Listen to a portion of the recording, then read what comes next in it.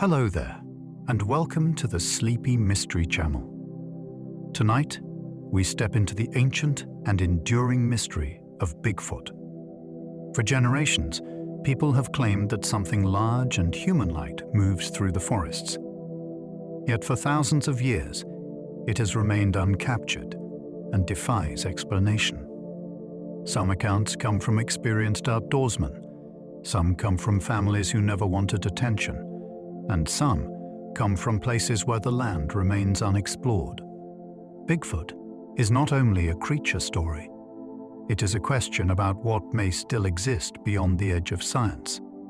It asks why certain witnesses sound so certain, and it asks why the same story keeps appearing again and again across cultures and throughout history.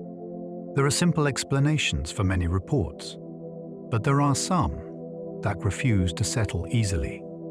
Between those two possibilities, the mystery continues to grow. If you enjoy these curious journeys, I invite you to like, subscribe, or share a thought below. It helps others find their way here too, one sleepy soul at a time. But for now, all you need to do is settle in. Let your shoulders soften. Let your breathing slow. And as the day begins to gently fade away, join me as we explore this remarkable mystery together. Let's begin.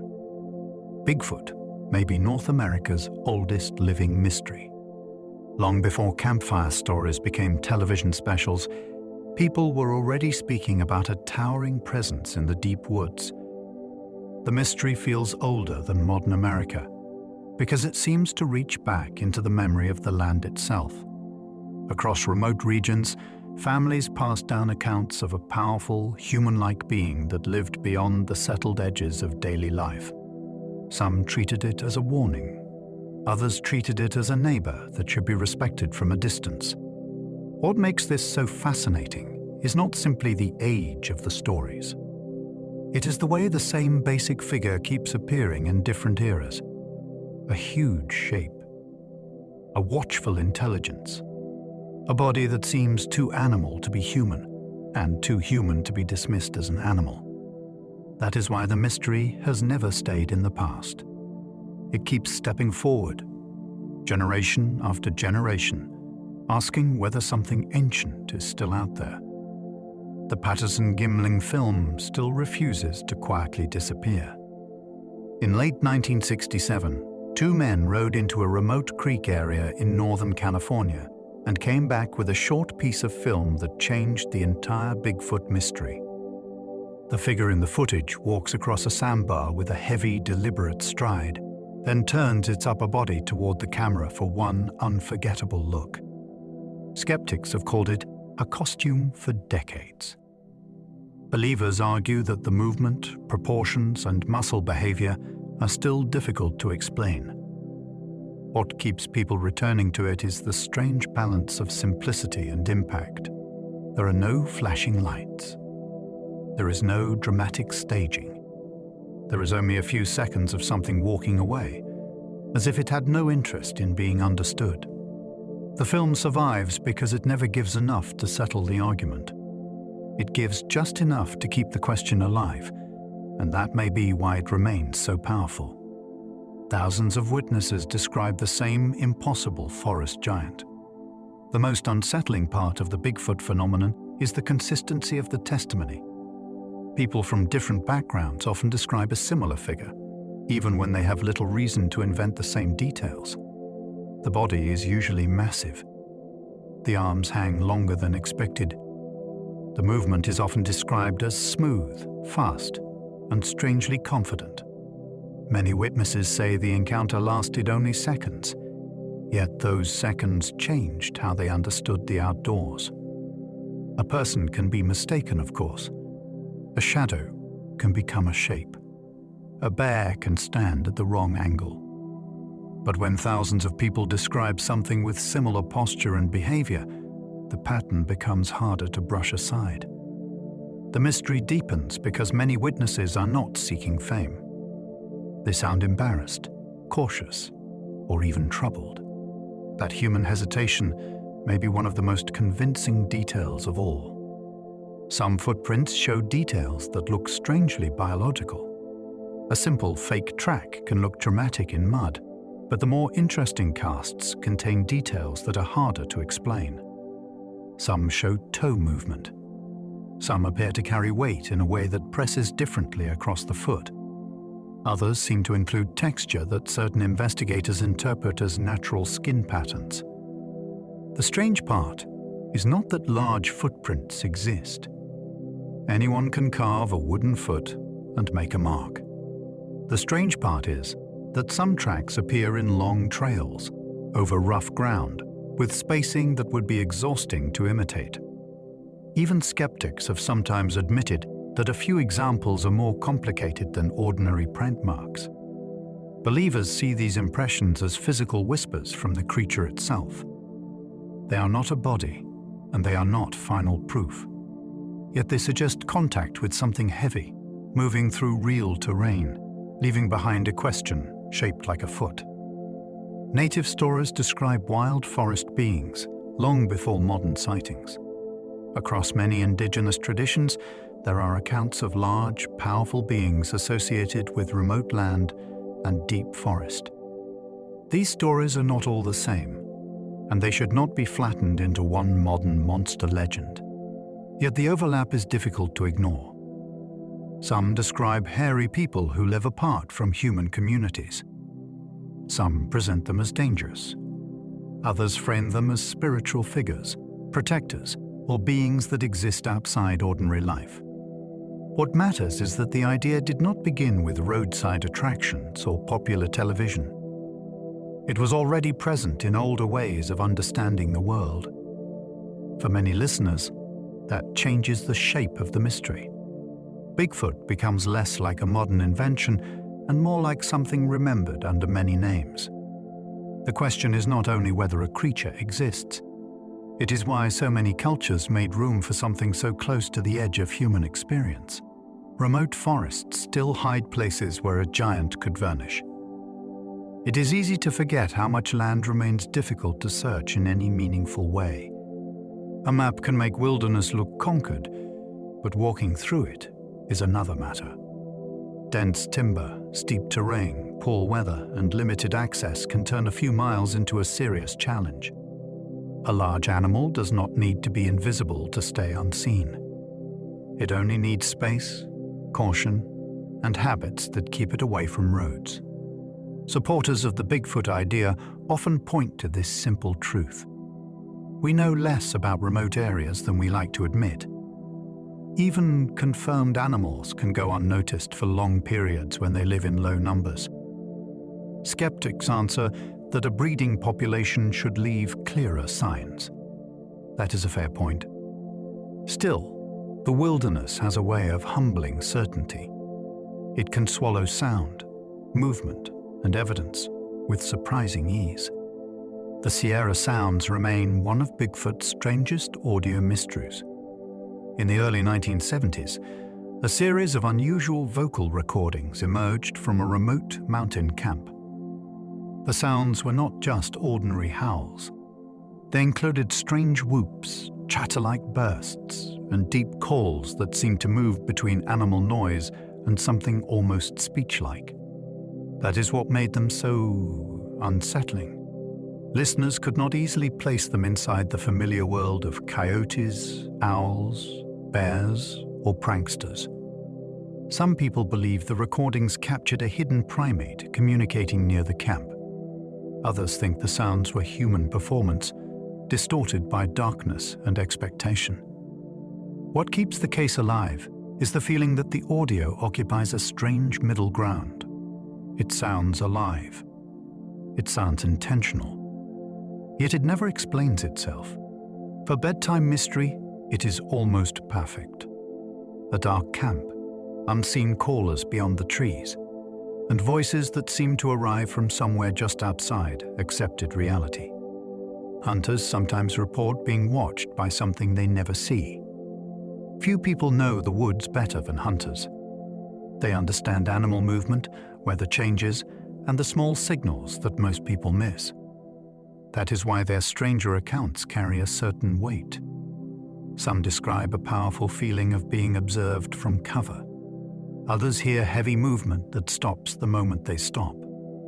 The most curious reports involve experienced outdoorsmen who leave an area without firing a shot, not because they saw a bear, but because something felt wrong in a specific and intelligent way. It may be nerves. It may be ordinary wildlife staying hidden. Yet many hunters insist that the sensation is different from anything they associate with known animals. There is no proof in a feeling, of course. But there is a mystery in the fact that people trained to remain calm in wild places sometimes decide the smartest choice is to walk away. Bigfoot sightings often cluster around rivers, ridges, and old trails. A hidden creature would still need practical routes through the landscape. That is why many people find the geography of reports so interesting. Sightings often appear near water, along natural travel lines, and in places where movement can be concealed by terrain. Rivers provide drinking water and food sources. Ridges allow wide views. Old trails can make difficult ground easier to cross. This does not prove that Bigfoot exists, but it does make the reports feel less random. They form a kind of shadow map beneath the official one. Some researchers believe these locations reveal patterns of behavior. Skeptics say people simply spend more time near accessible places, so sightings naturally gather there. Both ideas can be true at once. The fascination comes from imagining the land from another point of view. If something large wanted to move unseen, it might choose the same corridors again and again. Strange knocks in the woods may be more than falling branches. Many campers have heard a sharp wooden crack at night and told themselves it was only a tree. In Bigfoot lore, these sounds have become one of the most debated signs of possible communication.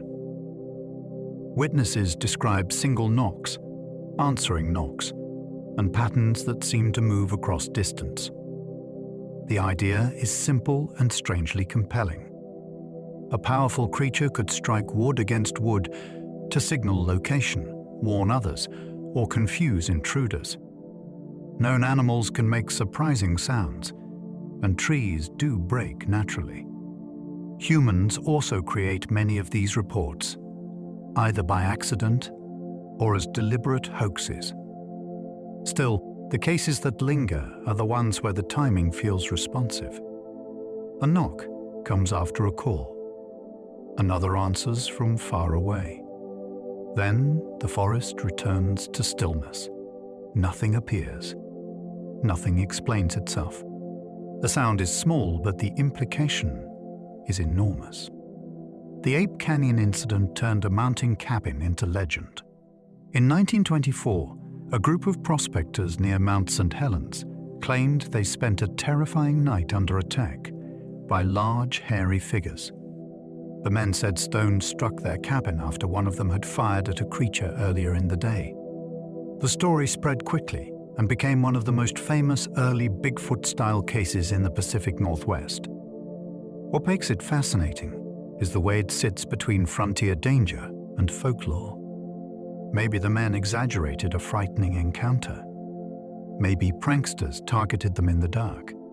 Or maybe they experienced something that did not fit any comfortable category.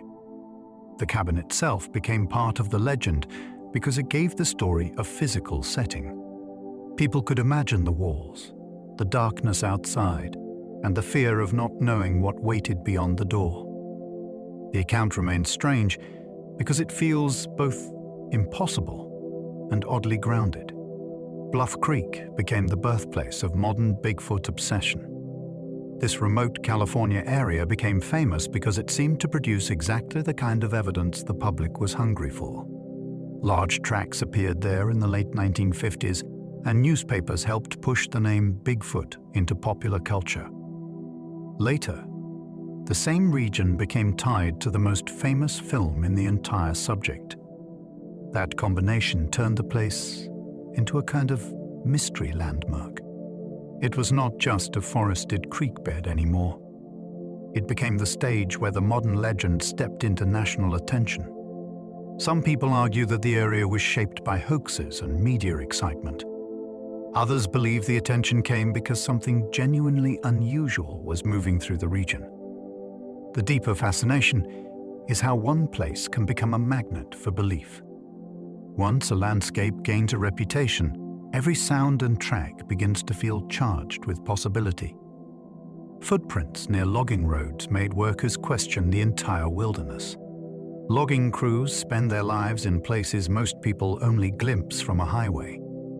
They know the difference between animal sign, machine marks, and ordinary disturbance. That is why early stories from timber country helped Bigfoot become more than a campfire rumor. Workers reported enormous tracks crossing muddy roads and cut areas, sometimes in locations where a prank would require real effort. These were not always told as dramatic monster encounters. Sometimes they were practical observations from people who wanted to understand what had passed through the worksite. A logging road is an interesting place for evidence because it creates soft surfaces and open corridors in otherwise dense terrain. It also brings humans into contact with areas that were recently difficult to reach. In that meeting zone, the mystery sharpened. The question became direct and uncomfortable. If the tracks were not made by known wildlife, then what had walked there before dawn? Some casts show mid-foot bends that human feet rarely make. One of the more unusual details in Bigfoot footprint research is the idea of flexibility through the middle of the foot. Human feet usually leave a certain kind of impression because of our anatomy, footwear, and walking style. Some alleged Bigfoot tracks appear to bend differently, as if the foot is adapting to uneven ground in a way that does not match a rigid fake stamp. This detail matters because it moves the discussion beyond size. A huge track can be faked. A pattern of weight transfer is harder to fake convincingly across multiple steps. Critics argue that mud, slippage, and casting errors can create misleading shapes. Believers answer that several trails show a natural consistency that feels difficult to manufacture. The appeal of this clue is its subtlety. It is not a dramatic roar in the night. It is a small anatomical puzzle pressed into the earth. Eyewitnesses often describe a smell before seeing anything unusual. Many Bigfoot reports begin with an unexpected odor. Witnesses compare it to wet fur, old garbage, or a strong animal musk that seems out of place. The detail is interesting because smell often arrives before sight, especially in thick vegetation or darkness. A person may sense that something is near before they can locate it.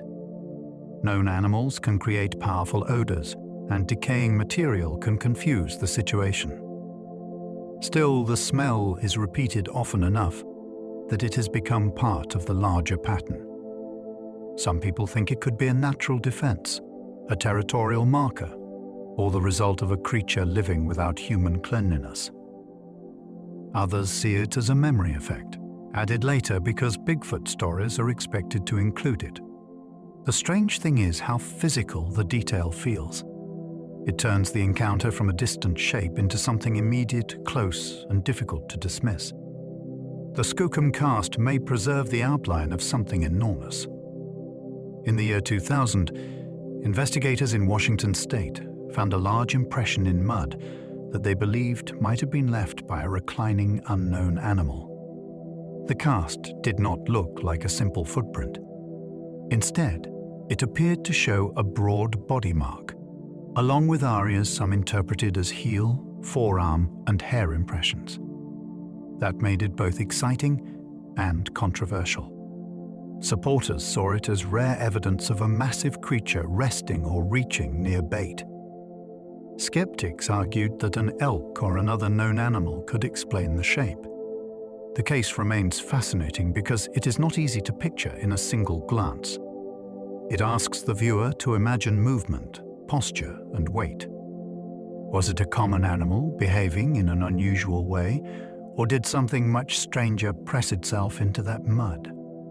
the cast continues to sit in that narrow space between evidence and interpretation. Children sometimes describe Bigfoot before learning the famous stories.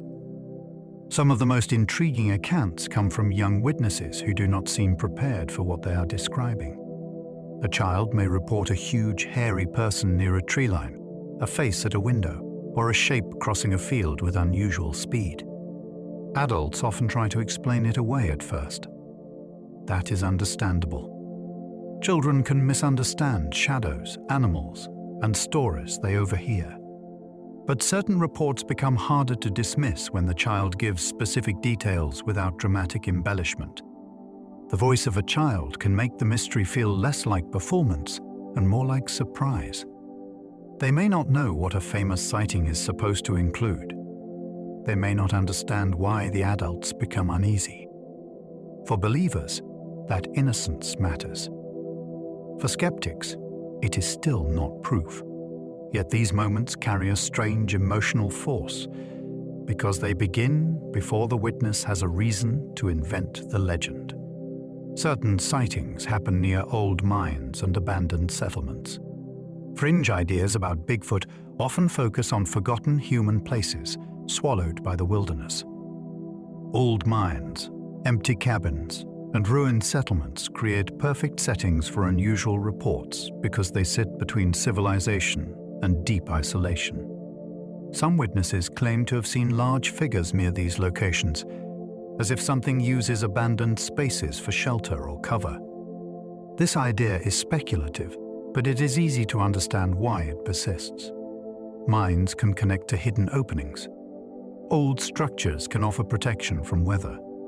Abandoned areas are rarely visited, which makes them useful to anything trying to avoid people. Skeptics point out that these places also attract explorers, animals, and imagination. A strange sound in a deserted site can quickly become a story. Still, the pattern feels compelling because it gives the mystery a practical edge. It suggests that Bigfoot may not simply roam the wild, but may understand the leftovers of human activity. Forest rangers have quietly reported encounters they rarely discuss. People who work in protected lands are often expected to be practical, calm, and careful with their words. That is why alleged ranger stories have such a strong pull in Bigfoot culture. These accounts usually do not sound like grand adventures. They often sound like uncomfortable memories shared only with trusted listeners. A ranger may describe unusual tracks, a large figure crossing a service road, or vocal sounds that did not match known wildlife. The tension comes from professional risk.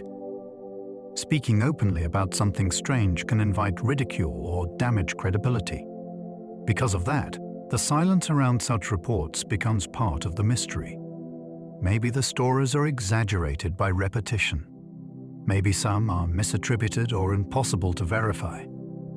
Yet the idea remains powerful.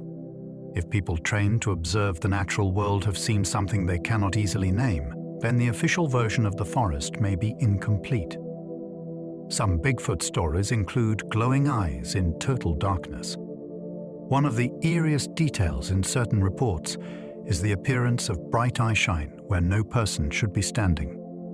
Witnesses describe large eye-level points reflecting light from a flashlight, a porch, or vehicle headlights.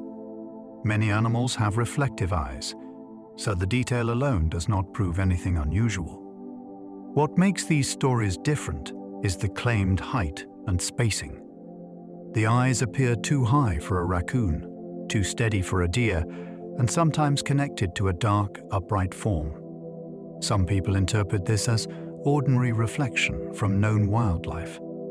Others suggest that if Bigfoot is real, it may possess night vision suited to life away from human light. More unusual theories go further and treat the glow as something almost paranormal. The mystery works because it begins with a simple human instinct. We notice eyes in the dark. Then we ask what kind of body is standing behind them. The Ohio grassman gives Bigfoot a strange regional identity.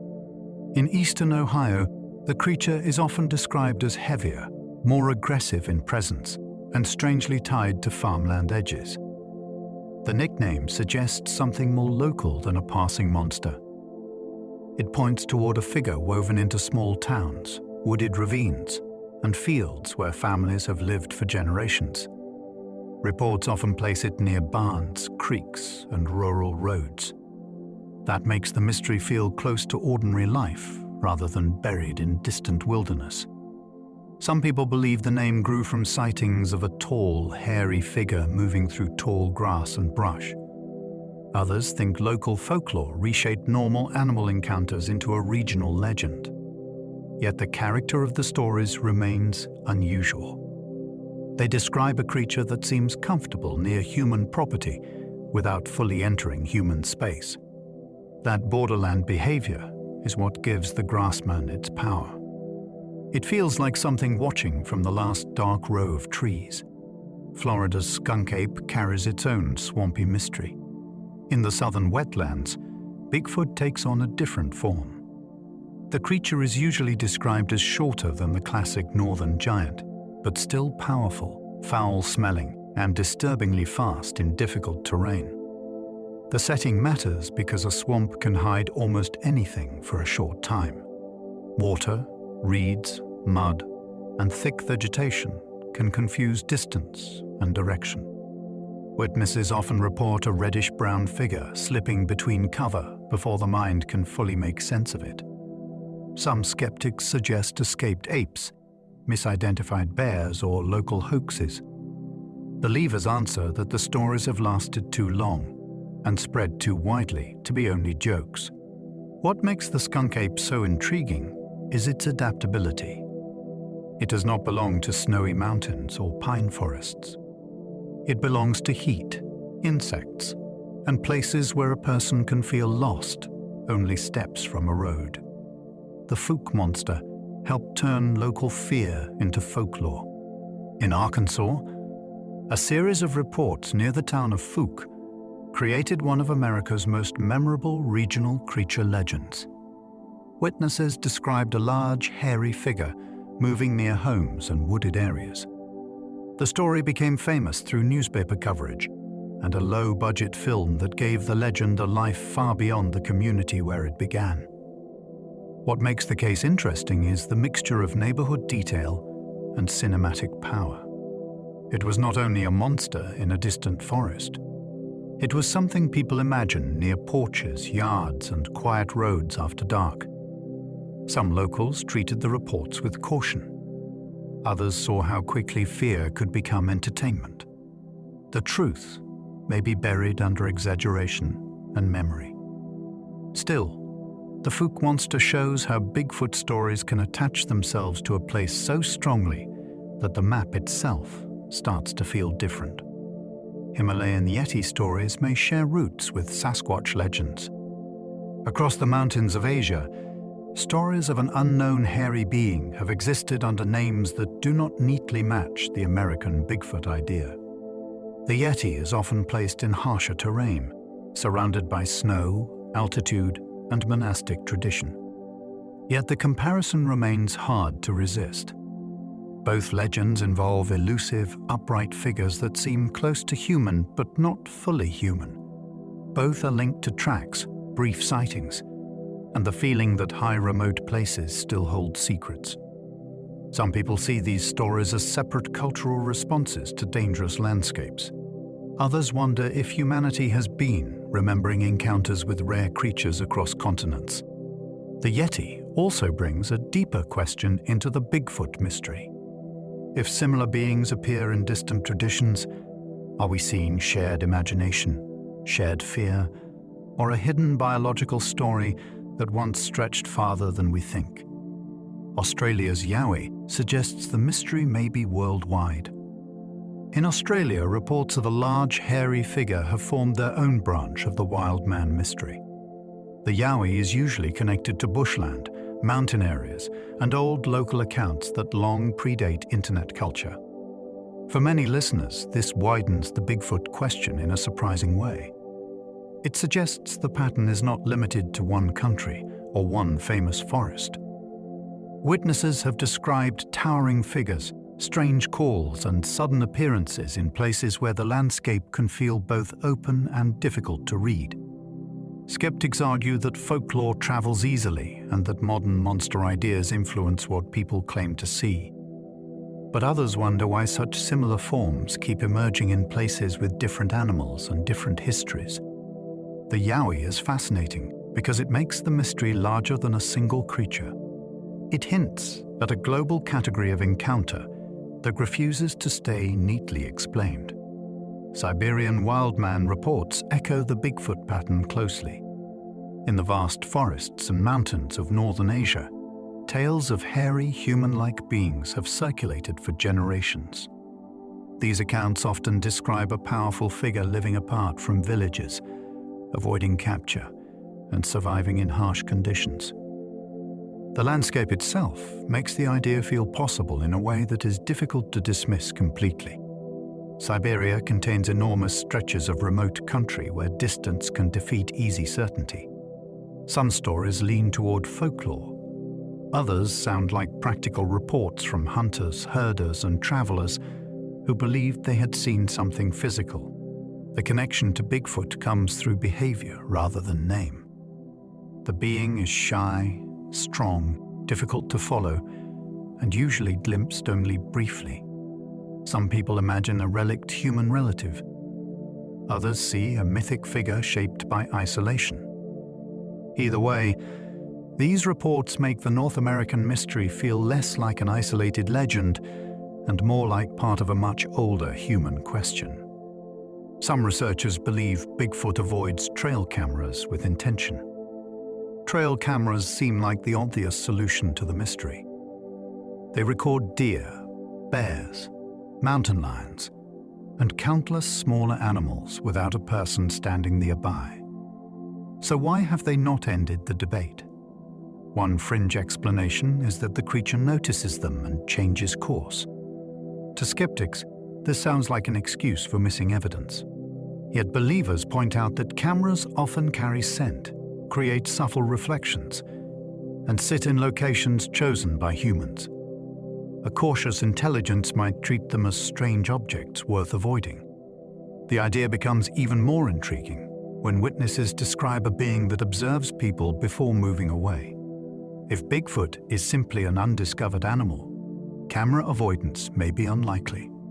If it is unusually aware, the failure of technology becomes part of the story, rather than the end of it.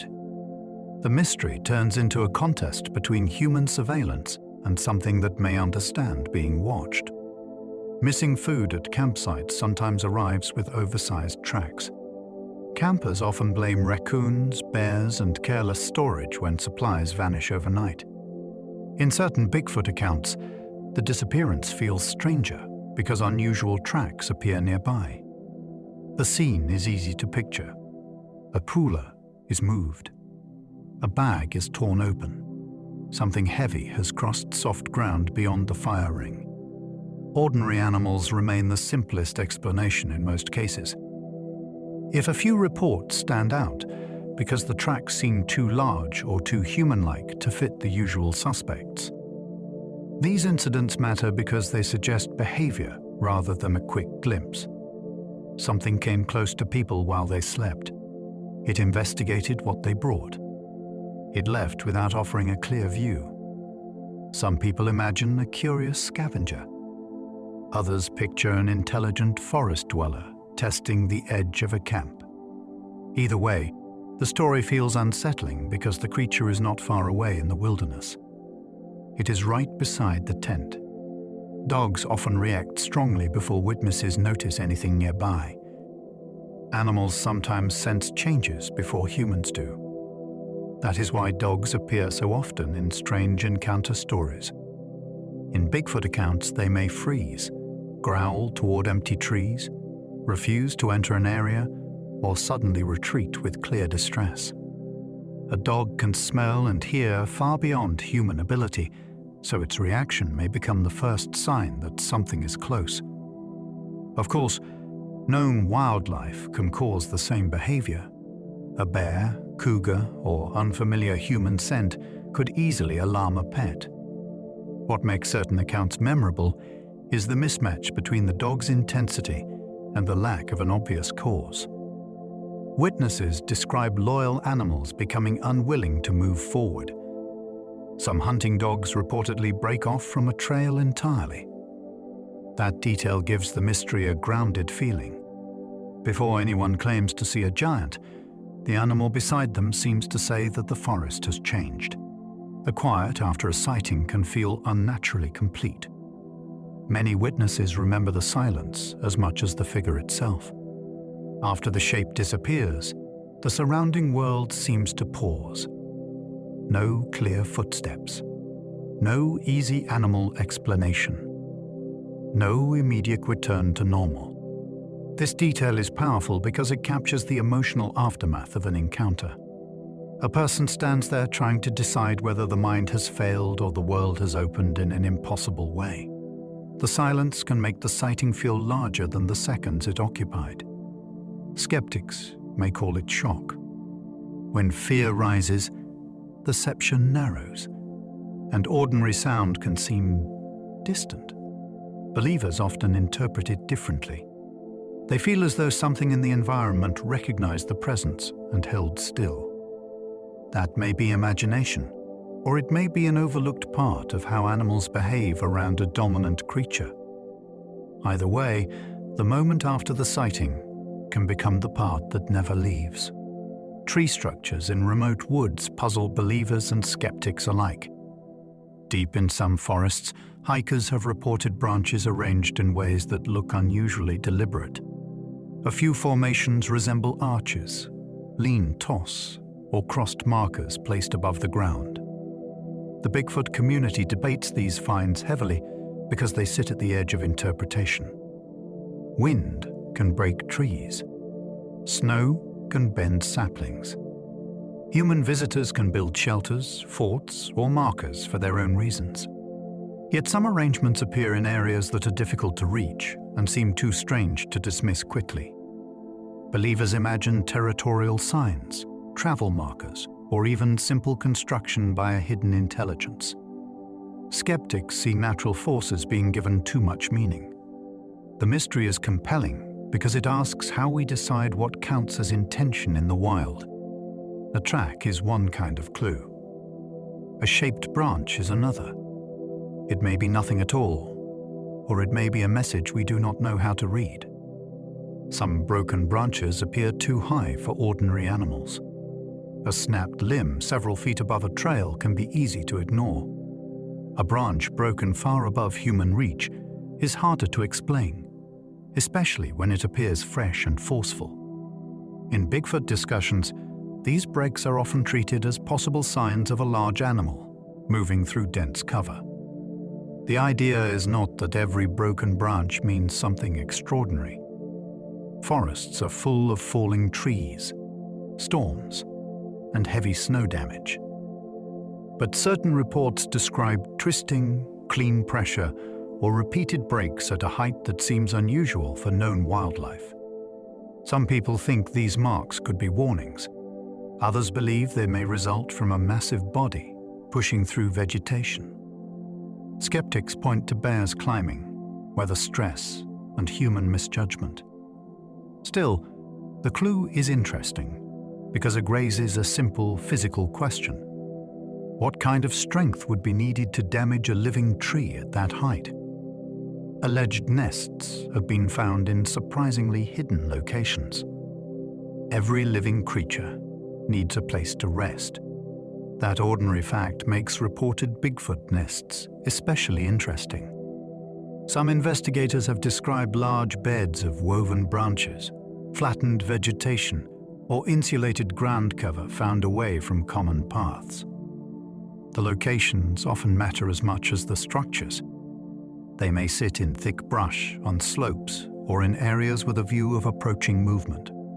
Known animals create nests and bedding areas, so none of this is automatically extraordinary. Bears, elk, and other wildlife can leave impressive impressions.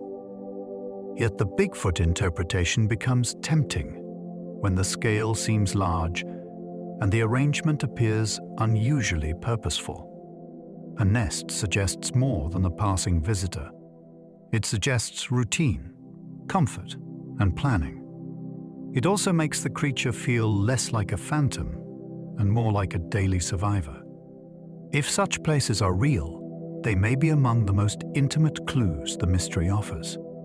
Hair samples sometimes return results that leave room for questions. Strands of unknown hair have been collected from fences, branches, and alleged encounter sites for decades. Most eventually point to known animals or ordinary contamination. That should sober the discussion. If a small number of samples have inspired debate because they were not immediately identified in the way people expected. The problem is that hair evidence can be fragile. It can degrade, mix with other material, or pass through too many hands before testing. Even when a result sounds unusual, it may only mean the sample was poor. Still, the fascination remains strong. A single genuine hair from an unknown primate would change the entire conversation. That possibility keeps people searching the undersides of branches and the edges of rough bark. Hair is humble evidence. It does not roar or pose for a camera, but in the right condition, it could carry the mystery down to the body itself. DNA studies have raised debates that never fully settled. Genetic testing sounds like the cleanest way to answer the Bigfoot question, but it has often made the subject more complicated. Some projects have claimed unusual results, while critics have pointed to contamination, weak methods, or interpretations that go far beyond the data. That disagreement matters because DNA carries an aura of final truth in modern culture. People expect it to close the case. Instead, Bigfoot genetics has become a battleground over standards, trust, and what counts as evidence. Believers sometimes argue that unexpected results are dismissed too quickly because the conclusion is uncomfortable. Skeptics answer that extraordinary claims require disciplined testing and clear repeatability. The mystery sits in that tension. If samples keep turning into known species, the case weakens. But if even one result were truly outside the expected range, the door would open wider than almost anyone is prepared to admit. Skeptics argue misidentified bears explain many classic sightings. A bear standing upright can look shockingly human for a few seconds. In poor light, at distance, or through trees, the confusion can become even stronger. Skeptics rely on this point because it explains many reports without needing an unknown creature. Bears are large, powerful, and common in many Bigfoot regions. They can move silently, leave impressive tracks, and startle even experienced outdoors people. This explanation is important because it keeps the mystery grounded. Not every strange sighting deserves a strange answer. Yet the bear theory also has limits. Many witnesses insist the figure they saw had long arms, no snout, and a continuous walking stride unlike a bear. Some encounters happen in areas where bears are rare. The debate is fascinating because both sides can sound reasonable. A bear can explain a lot. The question is whether it explains enough to account for the cases that remain deeply uncomfortable. Believers say bears do not walk like the witnesses describe. The walking style in many reports is one reason the mystery refuses to collapse into simple misidentification. Witnesses often describe a smooth, ground-covering stride that looks relaxed rather than clumsy. A bear can stand and take steps on hind legs, but it usually does not travel that way for long with the same balance as a human-like figure. This distinction becomes important in roadside sightings and open-area encounters. The viewer sees movement before the mind has time to invent a legend. Some people describe arms swinging low. Others mention shoulders turning with the body. Skeptics remind us that fear can distort memory, especially when an animal is glimpsed suddenly. Believers answer that experienced hunters and drivers know what bears look like. The question becomes strangely specific. It is not only what was seen, it is how it moved and why that movement felt so wrong. Some Bigfoot reports include silence from birds and insects. A strange hush is a common detail in wilderness encounter stories. Witnesses describe a moment when the ordinary background sound seems to fade before or during the event. The idea is compelling because animals do react to predators. Birds may stop calling. Small creatures may freeze. Insects can seem less noticeable when attention sharpens. That means the silence might have a natural explanation. It could be the environment responding to a large animal nearby. It could also be the witness entering a focused state where the brain filters out everything except the threat. In Bigfoot stories, the hush often feels like a warning without a visible source. The woods become less like scenery and more like a system reacting to something hidden. It is not proof, but it gives the account a strong internal rhythm. First, the world changes. Then the witness realizes they may not be alone. Night hikers sometimes hear footsteps matching their own pace. There are few experiences more unsettling than hearing movement behind you after dark. In some Bigfoot accounts, the footsteps do not rush or retreat. They keep pace, stopping when the witness stops and continuing when the witness moves again. That pattern gives the story its chill because it suggests awareness. A deer may bound away. A bear may crash through brush. But measured steps that seem to track a person create a very different impression. Skeptics point out that echoes, loose gear, or another hiker can fool the ear. Darkness also makes distance difficult to judge. Still, witnesses often remember the rhythm with unusual clarity. They describe weight, timing, and the sense of a body just beyond the reach of the light. The mystery is not a dramatic confrontation. It is the slow realization that something unseen may be choosing to remain unseen while staying close. The creature's height changes across regions in curious ways. Reports do not always describe the same size, and that variation raises interesting possibilities. In some areas, witnesses claim figures close to human height but far broader. In others, they describe beings that seem impossibly tall. This could weaken the mystery by suggesting confusion, exaggeration, or folklore adapting to local taste. Yet it could also point toward a more realistic picture. Real animals vary by age, sex, nutrition, and environment. A hidden population would not consist of identical giants. Regional differences might reflect habitat, available food, or separate traditions of storytelling. The height problem becomes a useful reminder that the Bigfoot mystery is not one clean image. It is a collection of human encounters filtered through fear, distance, and expectation.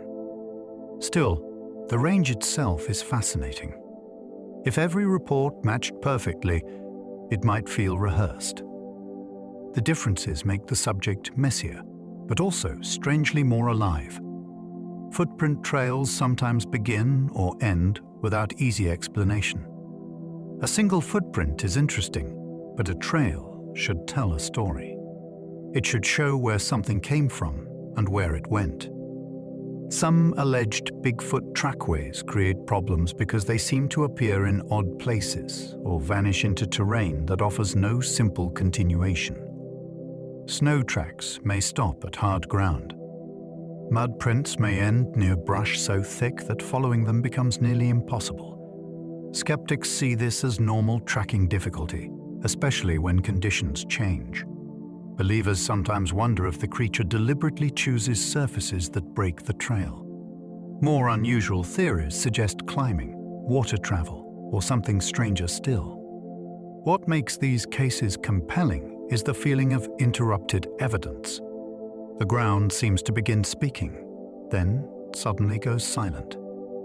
For anyone following the marks, that silence can feel personal. It is as if the creature allowed one glimpse of its route, then closed the door. Some witnesses report a sudden pressure before the encounter. A number of people describe a physical feeling before anything visible happens. It may be a heaviness in the air, a sense of being pushed back, or an instinctive warning that arrives without clear cause. This kind of detail is difficult to evaluate because it belongs to the body rather than the camera. Fear can create pressure in the chest. Anticipation can change breathing. The nervous system may detect sounds or smells before conscious thought catches up. Yet in Bigfoot stories, this sensation sometimes appears before the witness knows there is anything to fear. That timing makes it intriguing. Some people interpret it as a primitive survival response. Others suggest infrasound, which is low-frequency sound that can affect the body more than the ear. More speculative voices go further and imagine a creature with an ability to influence attention. The mystery becomes not only what was seen, but what was felt first. Old newspaper stories described wild men before Bigfoot had a name. Long before the modern label became famous, newspapers printed accounts of strange figures in rural and wooded areas.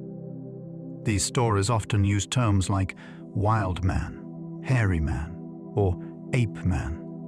Some were clearly exaggerated. Others read like local gossip turned into print. Yet they matter because they show that the basic idea was circulating before the familiar brand of Bigfoot took hold. The older language gives the mystery a different flavor.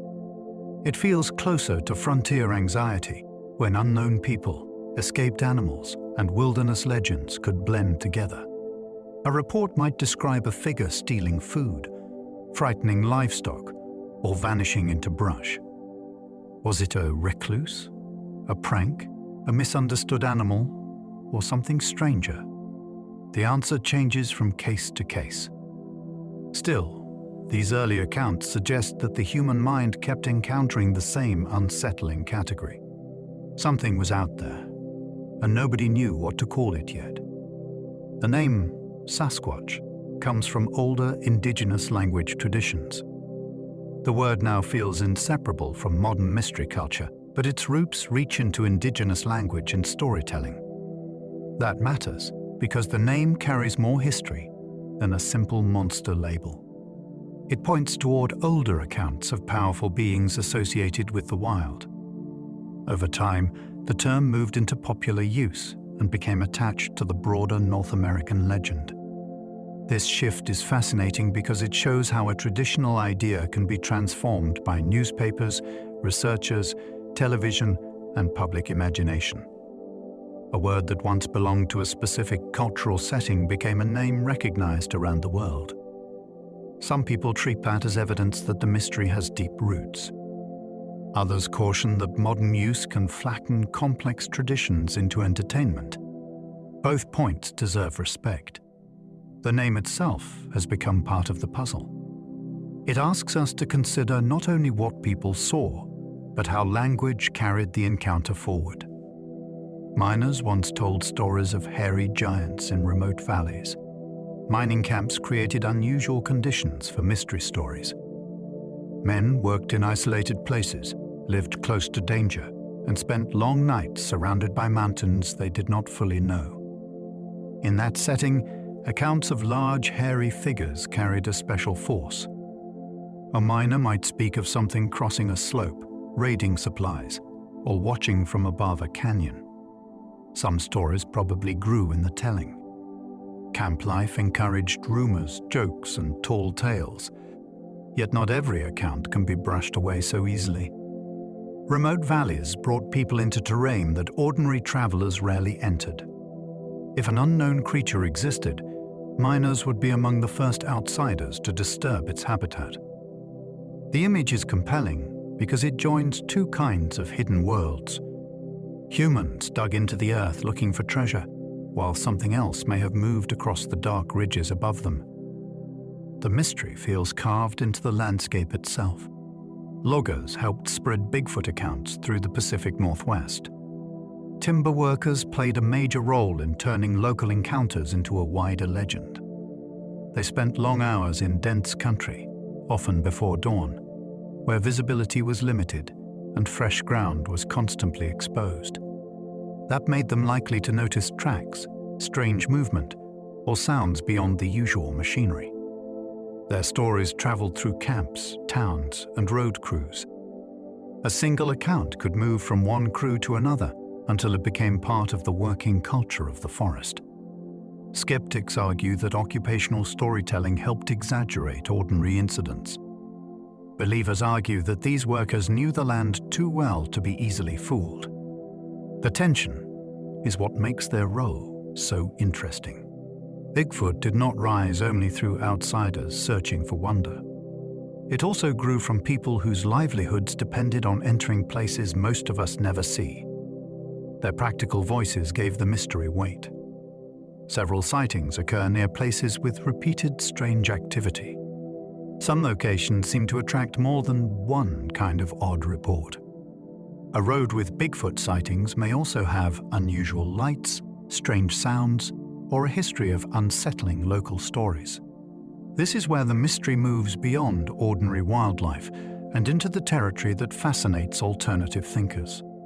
Maybe these places are simply good at producing rumor. Maybe repeated attention causes people to notice more and interpret more boldly. But another possibility keeps the stories alive. Perhaps certain landscapes have conditions we do not understand. They may shape sound, affect perception, or draw both animals and humans into unusual encounters. Some people go further and imagine zones where the boundary between normal and strange feels thinner. That idea is not easy to test, but it is hard to ignore in the law. The repeated activity becomes a pattern. Once a place gains that reputation, every new report feels like another piece of a hidden design. Some encounters include rock throwing from unseen positions. Rock throwing is one of the most curious behaviors reported in Bigfoot accounts because it feels intentional without being fully aggressive. Witnesses describe stones landing near cabins, tents, vehicles, or groups of people in the woods. The thrower often remains hidden. That detail creates a strange message. It may be a warning, a test, or an attempt to move people away. Known animals do not usually throw rocks with aim, though falling debris and human pranks can explain many cases. The more puzzling reports involve repeated throws from difficult angles, with no visible person nearby. Believers see this as evidence of intelligence. Skeptics ask why such an intelligent creature would leave such theatrical clues. The behavior sits in an eerie middle ground. It is not a direct attack. It is not random noise. It feels like communication from something that wants control of the situation without stepping into view. Theories about Bigfoot intelligence explain its impossible elusiveness. A normal animal leaves patterns that people can eventually learn. It feeds, breeds, travels, and makes mistakes. Bigfoot's greatest challenge is that it appears in stories, yet avoids the kind of proof modern people expect. One explanation is that the creature is not merely rare, but highly intelligent. Under this view, it studies human routines, recognizes danger, and chooses concealment with care. That idea can explain why sightings are brief and why clear evidence remains scarce. It also makes the mystery much more unsettling. We are not looking for a lost beast stumbling through the trees. We may be dealing with something that understands our presence and adjusts to it. Skeptics argue that this gives the legend too much flexibility. Believers answer that intelligence is exactly what the reports suggest. The question becomes profound. Is the mystery unsolved because Bigfoot is absent, or because it is better at hiding than we are at searching? Underground cave systems appear in several fringe Bigfoot theories. The idea that Bigfoot may use caves or hidden openings has become one of the more adventurous explanations for its disappearance. It sounds dramatic, but the basic appeal is understandable. Caves can provide shelter, stable temperature, and natural concealment. In rugged regions, Openings may be missed by casual hikers. A creature that knew such places could move through a landscape differently than humans expect. Some people imagine temporary dens. Others go much further and picture networks that connect remote areas in ways outsiders barely understand. Skeptics point out that caves also preserve evidence. Hair, bones, and waste should eventually be found if a large population lived there regularly. That is a serious objection. Still, the theory remains popular because it gives the mystery a physical hiding place. It turns the question from where did it go into what entrance did we fail to notice. Ancient giant stories make some people rethink the evidence. Old accounts of unusually large beings appear in many cultures, and Bigfoot believers often wonder whether these stories preserve more than imagination. The connection is speculative, but it is fascinating because it changes the scale of the question. Instead of asking whether one hidden creature lives in modern forests, we begin asking whether human memory has carried traces of encounters with powerful outsiders for a very long time. Some legends speak of giant people who lived apart from ordinary communities. Others describe beings that were feared, respected, or avoided. Skeptics see these accounts as symbolic stories shaped by danger, landscape, and tribal identity. Alternative thinkers see a deeper pattern hiding beneath the surface. They ask whether ancient stories, strange bones, and modern sightings might all point toward a forgotten category of life. The mystery becomes bigger than Bigfoot alone. It becomes a question about what history may have quietly misplaced. Gigantopithecus remains inspire one of the boldest Bigfoot theories. Fossils from Asia show that a huge ape once lived on Earth, and that fact gives the Bigfoot mystery a striking point of comparison.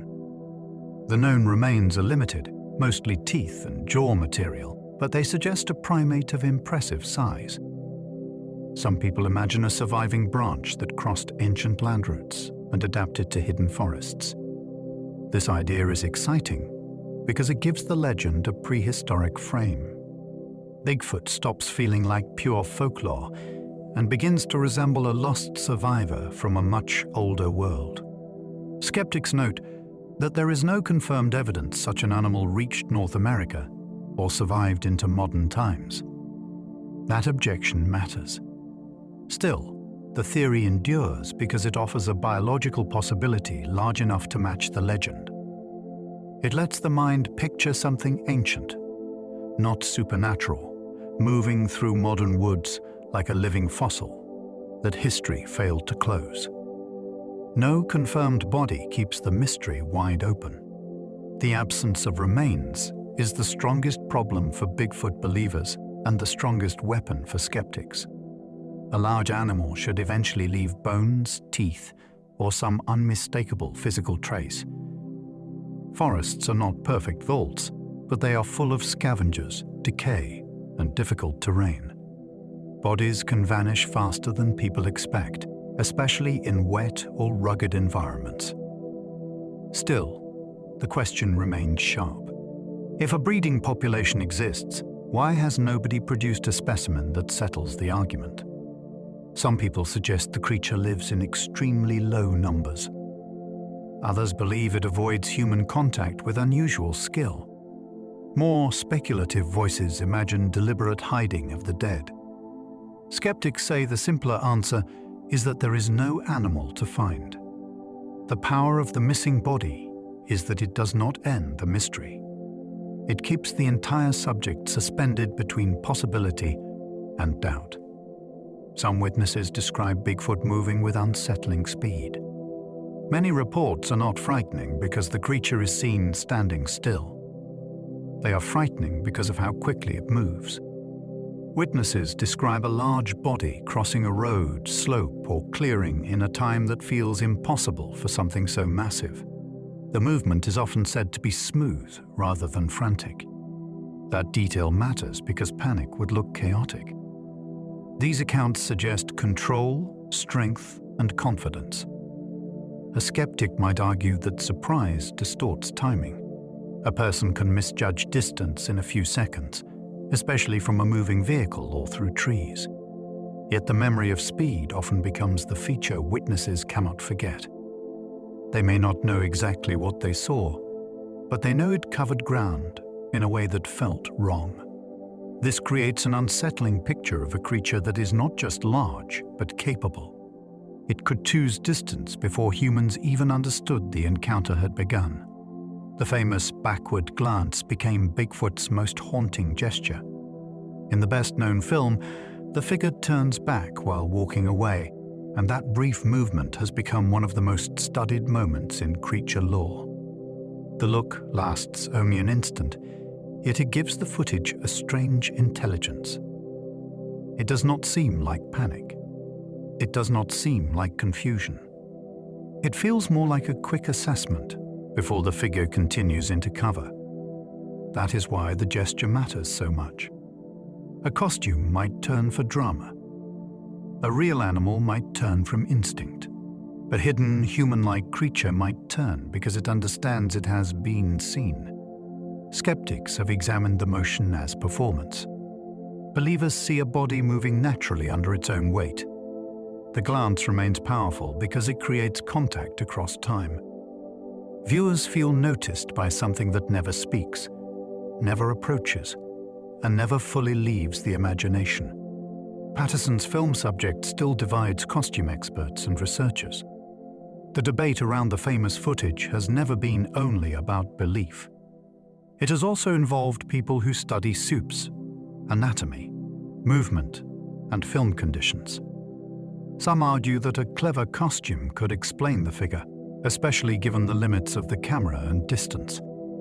Others claim the body proportions and walking mechanics are difficult to reproduce convincingly. The disagreement is important because it shows why the case has lasted so long. It is not simply believers refusing to let go. It is a piece of evidence that invites technical arguments from many angles. A person can study the shoulders, legs, head position, and stride, then still come away uncertain. That uncertainty is the engine of the case. If the film were obviously fake, it would have faded. If it were obviously real, the mystery would be over. Instead, it remains trapped in the most powerful place possible. It remains arguable. Certain footprints seem to show toes gripping uneven ground. Some track casts appear to show more than a flat impression. They seem to suggest toes pressing, spreading, or adapting to the surface beneath them. This is one reason certain footprints interest people beyond their size. A carved fake foot might stamp the same shape again and again. A living foot would react to slopes, roots, mud, and small changes in pressure. That kind of variation can make a trackway feel more convincing. Skeptics warn that mud can deform in complicated ways after the step is made. Water, drying, and human handling can create details that were never part of the original impression. Even so, the idea of gripping toes gives the evidence of vivid physical quality. It turns a mark in the ground into a moment of movement. Something stepped there. Something balanced there. The question is whether that something was ordinary, invented, or far stranger. Snow tracks have created some of the strangest Bigfoot cases.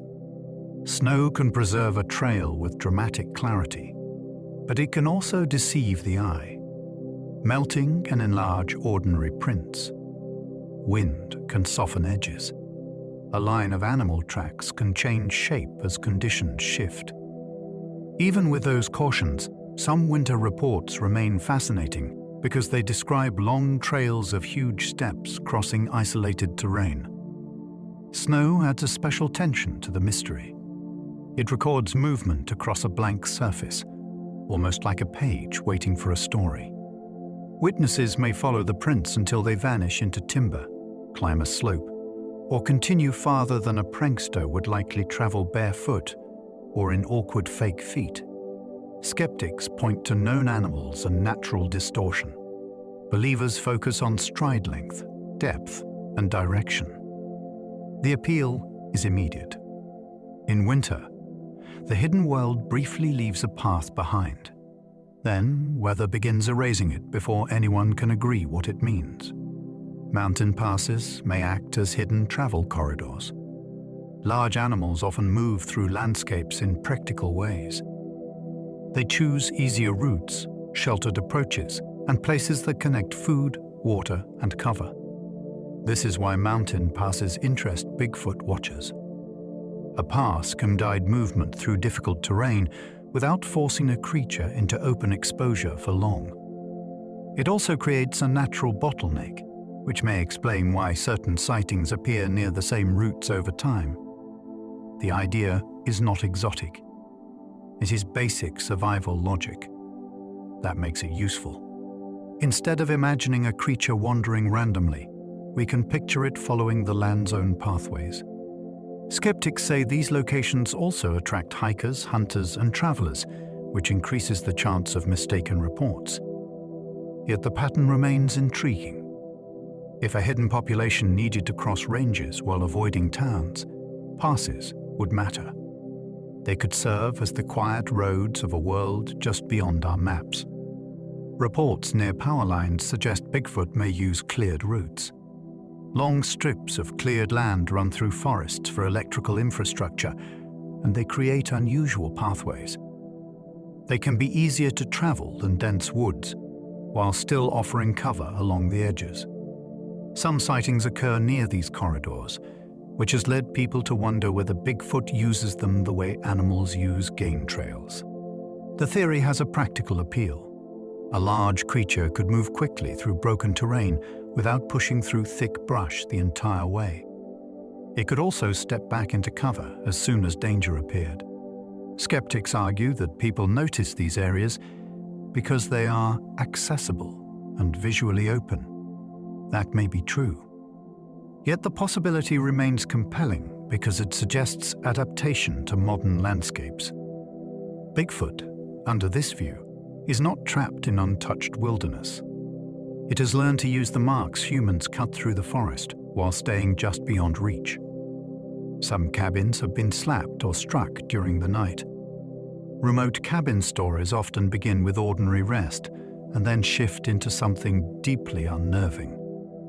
A loud strike lands against a wall. Another comes from the other side.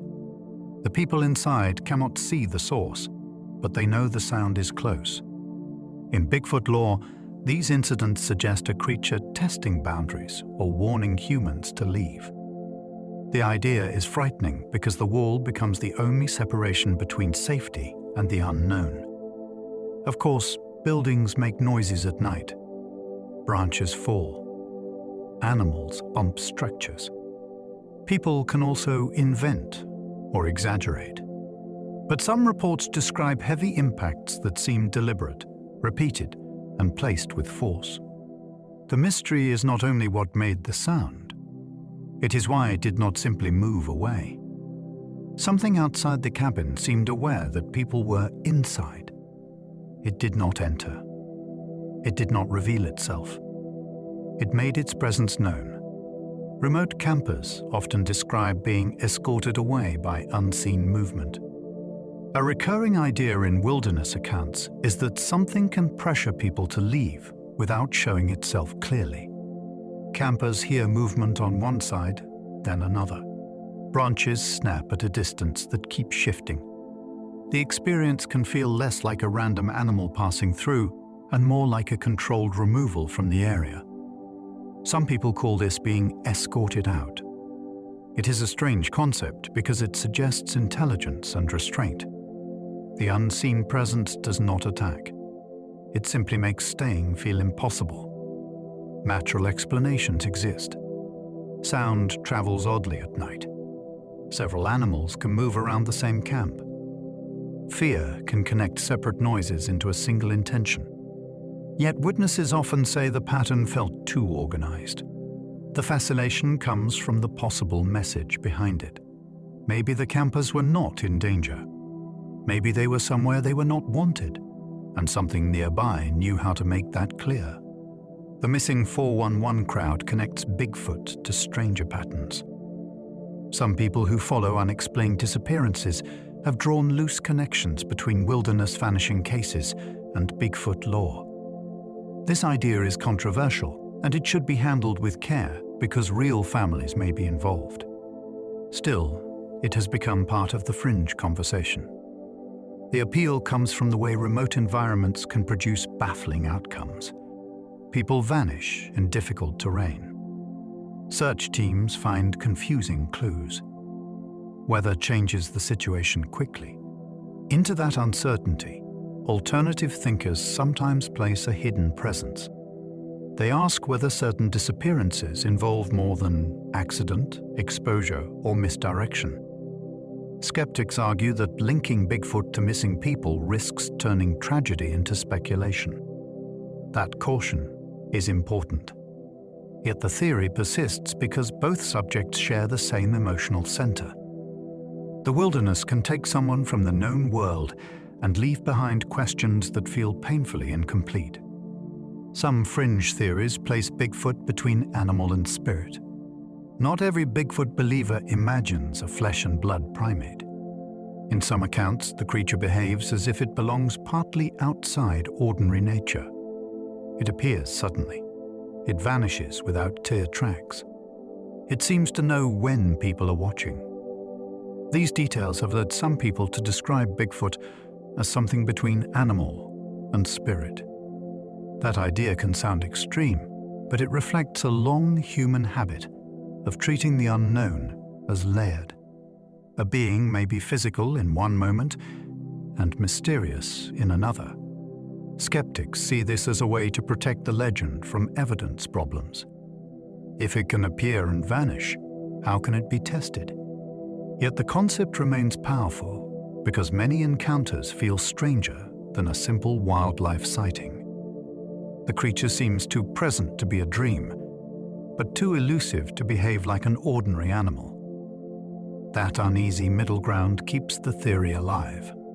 Portal theories explain why evidence seems to vanish. One of the wildest Bigfoot ideas suggests that the creature does not hide in the normal way at all. Instead, it may move through openings between places, dimensions, or realities. This theory is far outside mainstream thinking, but it has a strong appeal for people frustrated by the evidence problem. It explains why sightings can seem sudden. It explains why tracks may stop. It explains why a large being can be reported in areas where no stable population seems possible. Skeptics would say the theory explains too much by proving too little. That is fair. A portal cannot be examined easily, and the idea can turn any missing evidence into support. Still, as a piece of mystery storytelling, it is fascinating. It changes Bigfoot from a hidden animal into a visitor from somewhere stranger. The forest becomes less like a habitat and more like a doorway. UFO reports sometimes appear near the strangest Bigfoot encounters.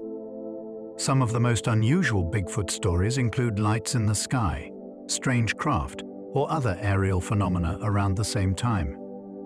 This connection has created a branch of the mystery that feels closer to paranormal investigation than wildlife research. The idea is controversial even among Bigfoot enthusiasts.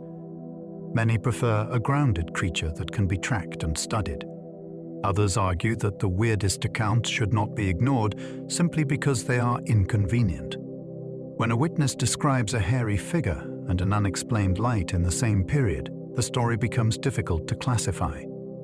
Maybe two unrelated mysteries collided in memory. Maybe expectation shaped the report. Or maybe the world is stranger than our categories allow. The fascination lies in the overlap. Bigfoot becomes part of a wider pattern of encounters where the impossible does not arrive alone, and the witness is left with more than one question. Telepathy claims push the mystery beyond ordinary biology. A small but persistent group of witnesses claim that Bigfoot communicated without normal speech. They describe sudden impressions, warnings, images, or thoughts that seem to arrive from outside themselves. This is one of the most controversial areas of the subject, and even many believers reject it. Yet the claims keep appearing, which makes them part of the wider mystery. The idea challenges the simple animal model. If true, it would suggest a mind operating in ways humans barely understand. Skeptics see these experiences as stress responses, imagination, or the brain creating meaning during fear. That may explain many cases. Still, the stories are interesting because they often come with calm conviction rather than theatrical drama. The witness does not merely say they saw something, they say they felt addressed by it. Whether that is psychological or extraordinary, it turns the encounter into a strange meeting between minds. Certain witnesses say Bigfoot seemed to know their thoughts. Some reports describe a feeling more specific than being watched. The witness believes the creature understood their intention before they acted. A person reaches for a camera, and the figure withdraws. Someone thinks about moving closer, and the unseen presence shifts away. This may be coincidence, but it leaves a strong impression. Humans are pattern-seeking, especially under stress. We can mistake timing for awareness. Yet the idea remains compelling because it matches a broader theme in the lore. Bigfoot often seems one step ahead. It appears where people are unprepared and leaves before they can respond. Some people interpret this as heightened perception. Others consider it a more unusual mental ability. There is no easy way to test such a claim after the moment has passed.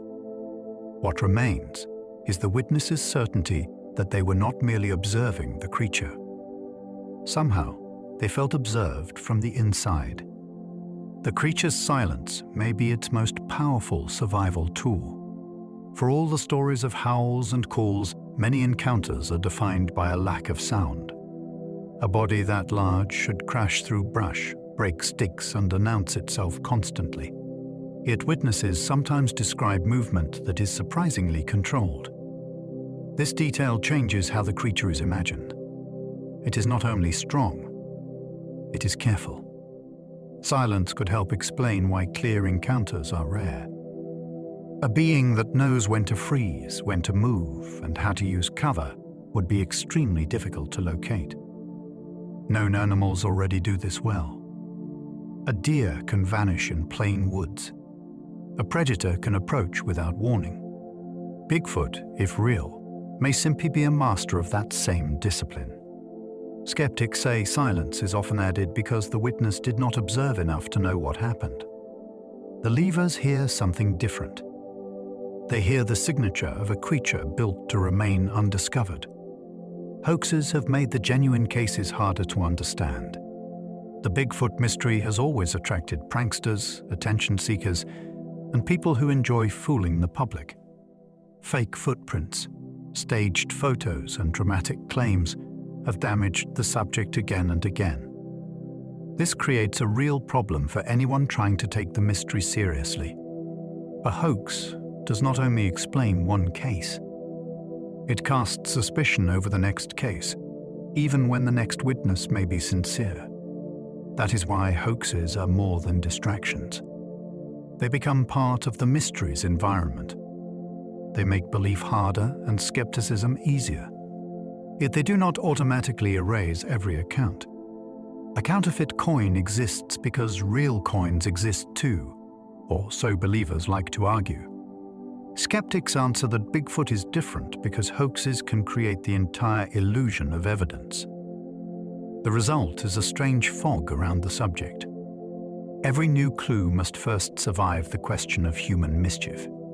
Ray Wallace's fake tracks complicated Bigfoot history forever. One famous chapter in the legend involves a man connected to artificial footprints that helped shape early public excitement. After his death, family claims and wooden foot devices added another layer of doubt to the story. For skeptics, this seemed like a major blow against classic Bigfoot evidence.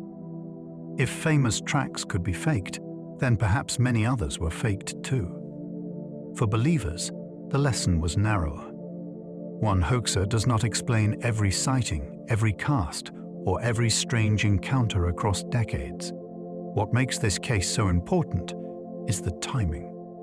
It sits near the beginning of the modern Bigfoot boom, when public imagination was still forming. A fake track in the right place at the right time can influence an entire culture. Yet the mystery did not end there. It adapted. The Wallace story became both a warning and a challenge. Bigfoot research would never again be able to ignore deception. Some hoaxers accidentally revealed what real tracks should not show. Fake footprints can teach investigators what to avoid. That may sound odd, but hoaxes often have flaws. The steps may be too even. The depth may not match the claimed weight. The toes may repeat perfectly from print to print. The track maker may forget how a real foot changes under pressure.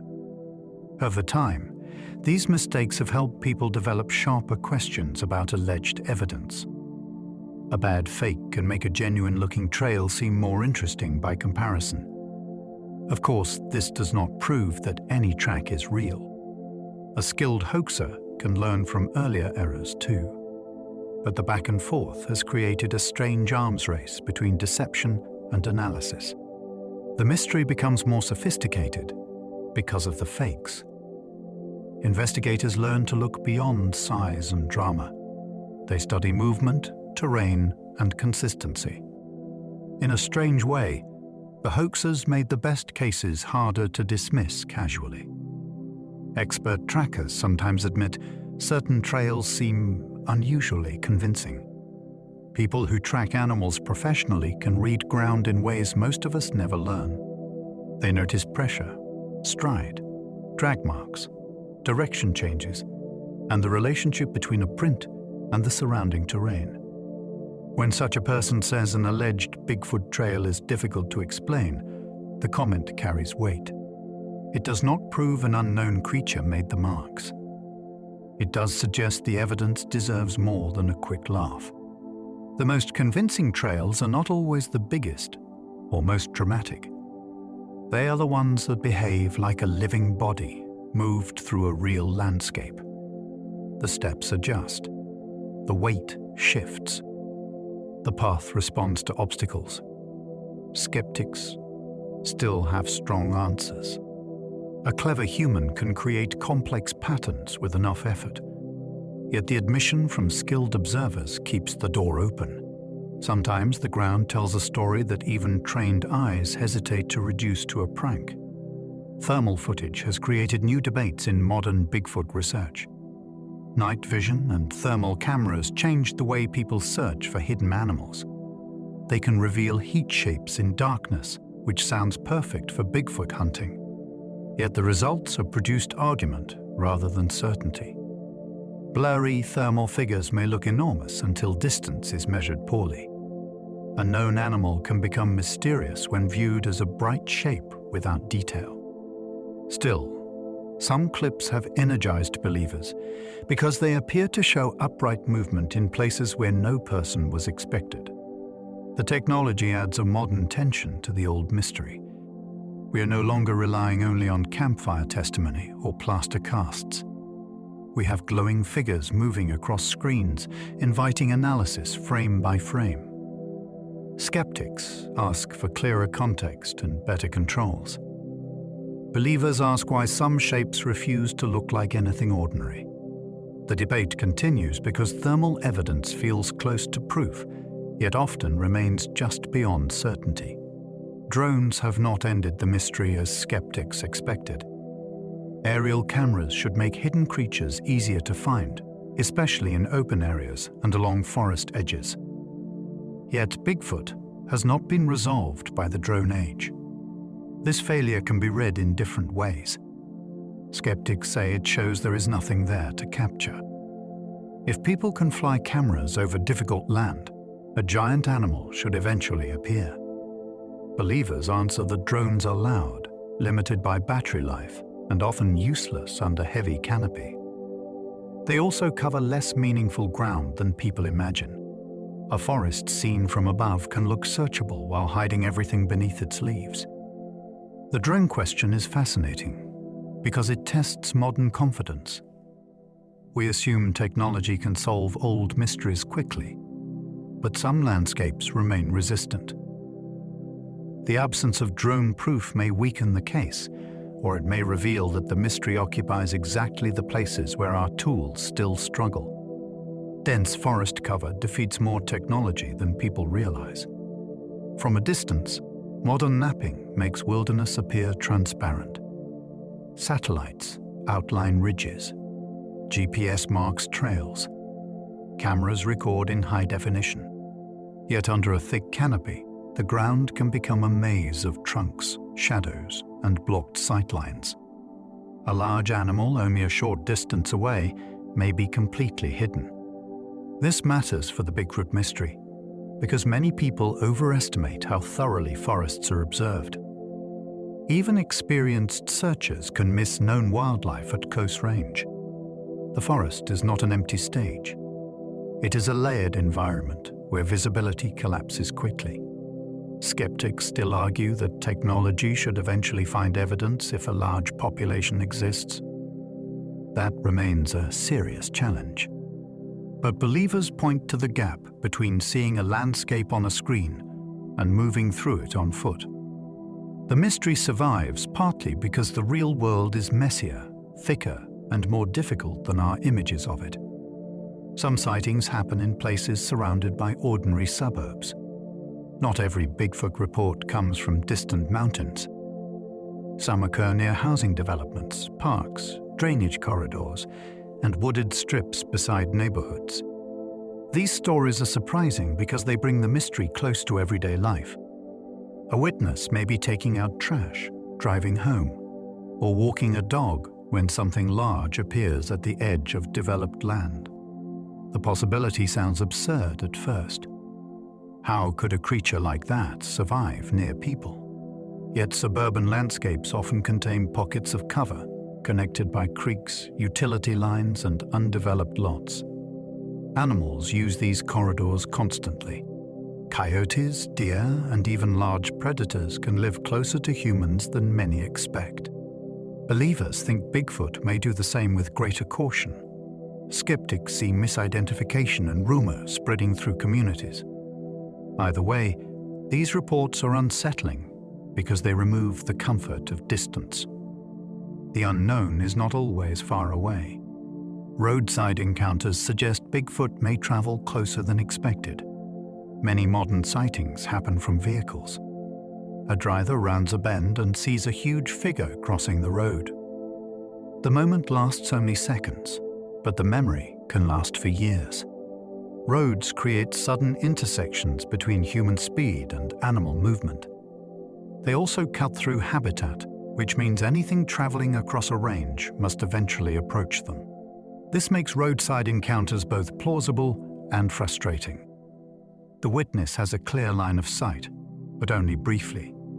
There is rarely time for a photo. By the time the vehicle stops, the figure is gone. Skeptics note that headlights, fatigue, and surprise can distort perception. Believers focus on reports where the witness describes height, stride, and body shape with shaken certainty. The fascination lies in the everyday setting. A person is not searching for monsters. They are simply driving. Then the impossible crosses the pavement and disappears. Truck drivers have reported enormous figures crossing highways at night. Long-haul drivers spend countless hours on roads when most people are asleep. They notice movement in headlights, especially in rural stretches where animals can appear without warning. Some have claimed to see towering figures step across highways with speed and purpose. These accounts are interesting because truck drivers are trained by experience to recognize hazards quickly. Deer, bears, and people on the road are not abstract possibilities to them. They are real dangers. When a driver says the figure was none of those, the claim becomes harder to ignore. Skeptics still have strong explanations. Night driving creates fatigue. Distance can be misread. A bear on hind legs or a person in dark clothing can create a startling impression. Yet the witness often remembers the proportions most clearly. The shoulders, the stride, and the height do not fit. The road becomes a brief stage where something unknown enters modern life. Train passengers have claimed brief glimpses of impossible movement. A train window offers a strange kind of witness experience. The viewer is moving fast, unable to stop, and watching the landscape slide past like a film. In a few Bigfoot stories, passengers or crew members describe seeing a large figure near tracks, embankments, or wooded cuts. The moment vanishes almost instantly. That makes the evidence weak, but the feeling powerful. Rail lines often pass through remote corridors that few people explore on foot. They cut across marsh, forest, and rough land, while remaining mostly separate from ordinary roads. If a hidden creature used these corridors, it might occasionally be seen by someone passing through at speed. Skeptics can easily point to stumps, bears, workers, or imagination. Believers are drawn to the idea that trains briefly reveal worlds usually hidden from us. The witness cannot follow. The figure cannot be questioned. The mystery is carried away down the track. The Colorado train sighting renewed modern curiosity online. A recent clip said to show a large figure near a mountainside rail route sped quickly because it matched an old mystery with a modern habit. People could pause it, zoom it, argue over it, and share it within minutes. That changed the experience from a private glimpse into a public investigation. Some viewers saw a tall shape moving with surprising confidence on rough ground. Others saw a person in dark clothing, a trick of distance, or a brief image made dramatic by expectation. The case matters because it shows how Bigfoot survives in the age of instant analysis. A strange moment no longer stays local. It becomes a debate across screens, where belief and skepticism move just as fast as the footage. The fascinating part is not only what the clip shows, it is how quickly the old question returns whenever a new image seems to catch something just beyond certainty. Some Bigfoot reports describe family groups rather than lone creatures. A single large figure is strange enough, but accounts involving more than one being change the mystery completely. These reports sometimes describe an adult with a smaller figure nearby, or several shapes moving together through cover. The idea suggests social behavior rather than random wandering. It also raises the possibility of a hidden population with structure, learning, and protection. Skeptics argue that multiple figures can emerge from confusion. Shadows, trees, and startled animals can multiply in memory when fear takes over. Yet some witnesses insist they saw different sizes moving in coordination. That detail feels important because it points toward relationships, not just sightings. A family group would explain how behavior is passed on. It would also make the creature harder to dismiss as one mistaken animal or one unusual person. The mystery becomes more alive when it includes bonds, caution, and the possibility of young being taught how to remain unseen. Juvenile sightings raise strange questions about hidden populations. Reports of smaller Bigfoot-like figures are especially intriguing because they imply reproduction. An adult creature could be explained as a hoax, a mistaken bear, or an isolated oddity. A juvenile, if real, would mean a much deeper story. It would mean parents, shelter, food habits, and a hidden life cycle taking place beyond human notice. Witnesses sometimes describe a smaller figure moving quickly across a road or retreating into brush with an awkwardness unlike the larger forms. That detail gives these accounts a different feeling. They are not always grand or frightening. Sometimes they feel startlingly natural. Skeptics point out that young bears, people in dark clothing, or imagination can explain many such reports. Still, the idea has power because it changes the mystery from survival to continuation. If young exist, then Bigfoot is not a leftover from the past. It is still renewing itself somewhere out of sight. Tree knocks may function as warnings, signals, or misdirection. In many Bigfoot discussions, sharp wood strikes are treated as possible behavior with meaning. One knock might say, "Stay away." Another might tell a nearby companion where humans are moving. A third might draw attention in the wrong direction. This is speculative, but it makes the sound more interesting than a random crack in the woods. People who investigate these reports sometimes try to answer with knocks of their own. The results are controversial because expectation can turn coincidence into conversation. A falling limb, a hunter, or a distant echo can sound deliberate when the listener is already alert. Yet the possibility of signaling is compelling because many animals communicate through simple repeated sounds. A hidden intelligent creature would not need language to use noise strategically.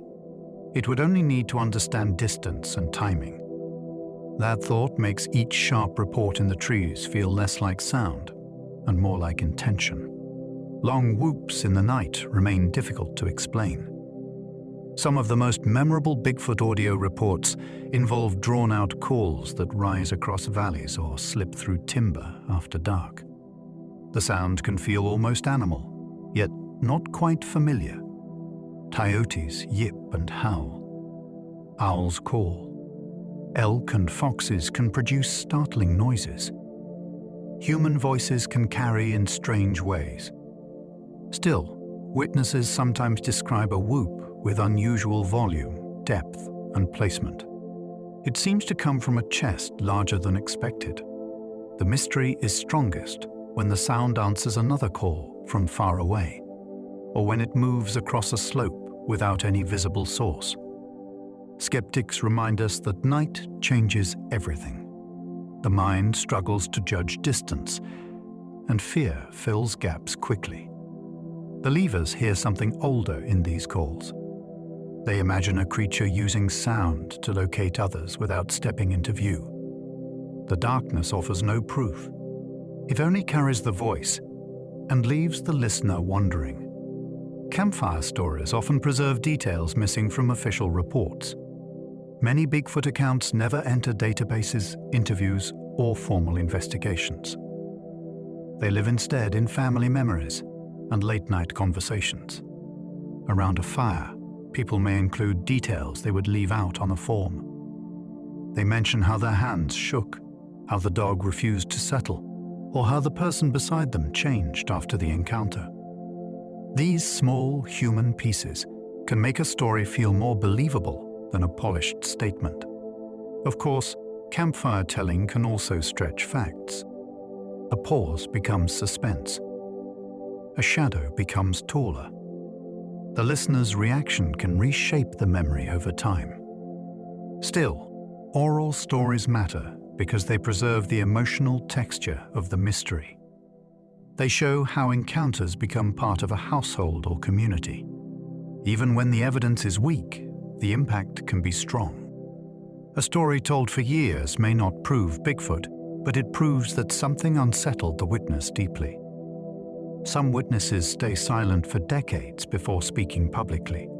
A strange feature of many reports is the long delay between encounter and confession. A witness may wait 20, 30, or 40 years before finally telling the story in full. This delay can be interpreted in opposite ways. Skeptics may say, memory becomes less reliable with time. Details can shift, and later, beliefs can influence the original event. That is a fair concern. Yet silence can also suggest sincerity. People often hide experiences that might make them look foolish. They may only speak after retirement, after moving away, or after hearing someone else admit a similar encounter. The delayed account has a distinctive mood. It is less about excitement and more about relief. The person does not seem to be building a career from the claim. They simply want to stop carrying it alone. In that sense, the passage of time can weaken the evidence, while strengthening the human mystery. Fear of ridicule may hide the best Bigfoot accounts. The public face of Bigfoot can be playful, but witnesses often pay a social cost for speaking. They may be laughed at, doubted, or treated as if they want attention. That pressure can bury serious accounts before anyone investigates them. A police officer, teacher, pilot, or park employee may decide silence is safer than honesty. This matters because the available record may be incomplete in a very specific way. The most credible people may be the least willing to report. Skeptics could answer that embarrassment does not make a claim true. That is correct. But it does affect what reaches the public. If the best sightings remain private, the debate is shaped by louder stories rather than stronger ones. The mystery may therefore be distorted at the source. We are not only asking what people saw, we are asking how many people chose never to say it. Rural communities often know more stories than outsiders ever hear. In some places, Bigfoot is not discussed as a shocking discovery. It is treated as something local people have always heard about. A grandmother remembers a crossing near a creek. A rancher knows which ridge feels wrong after dusk. A road has a nickname that visitors never understand. These stories may not be written down, but they form a hidden layer of local knowledge. Outsiders often arrive looking for proof. Residents may offer caution instead. They know where livestock acted strangely, where dogs refused to go, and where old families stopped camping. Skeptics see this as folklore building on itself across generations. That may explain some of it. But community memory can also preserve patterns long before anyone gives them scientific attention. The fascination lies in the difference between official silence and local familiarity. To the outside world, Bigfoot is a mystery. In certain towns, it feels almost like neighborhood history. The best sightings usually happen when nobody expects them. Many compelling reports come from people who were not searching for anything unusual. They were driving to work, checking a fence, fishing, or walking home. That makes the encounter feel different from an expedition story. The witness has no equipment ready, no theory to prove, and often no desire to become part of the subject. Surprise gives these accounts their force. A prepared investigator can be accused of seeing what they hope to see. A random witness has a different problem. They must explain why an ordinary moment suddenly became impossible. Skeptics still point to misidentification, because surprise is exactly when perception can fail. Yet accidental sightings remain powerful because they interrupt normal life. There is no dramatic build-up. There is only a person doing something familiar, and then a large unknown figure appears where it should not be. The mystery enters without invitation, which may be why it feels so convincing. Bigfoot museums preserve a hidden map of American belief. Small museums and roadside exhibits do more than display casts, photos, and local legends. They show where people have invested wonder. Each collection reveals a region's relationship with the mystery. One place may focus on famous tracks. Another may preserve newspaper clippings, witness drawings, or handmade maps of sightings. Skeptics can see these museums as tourist attractions built on uncertainty. But that misses their deeper value. They are archives of belief, doubt, and community storytelling. They show how the legend moves through towns and becomes part of identity. Visitors do not only look at evidence, they encounter a question that many people before them found worth keeping. The museum setting also changes the feeling of Bigfoot. It makes the unknown almost tangible.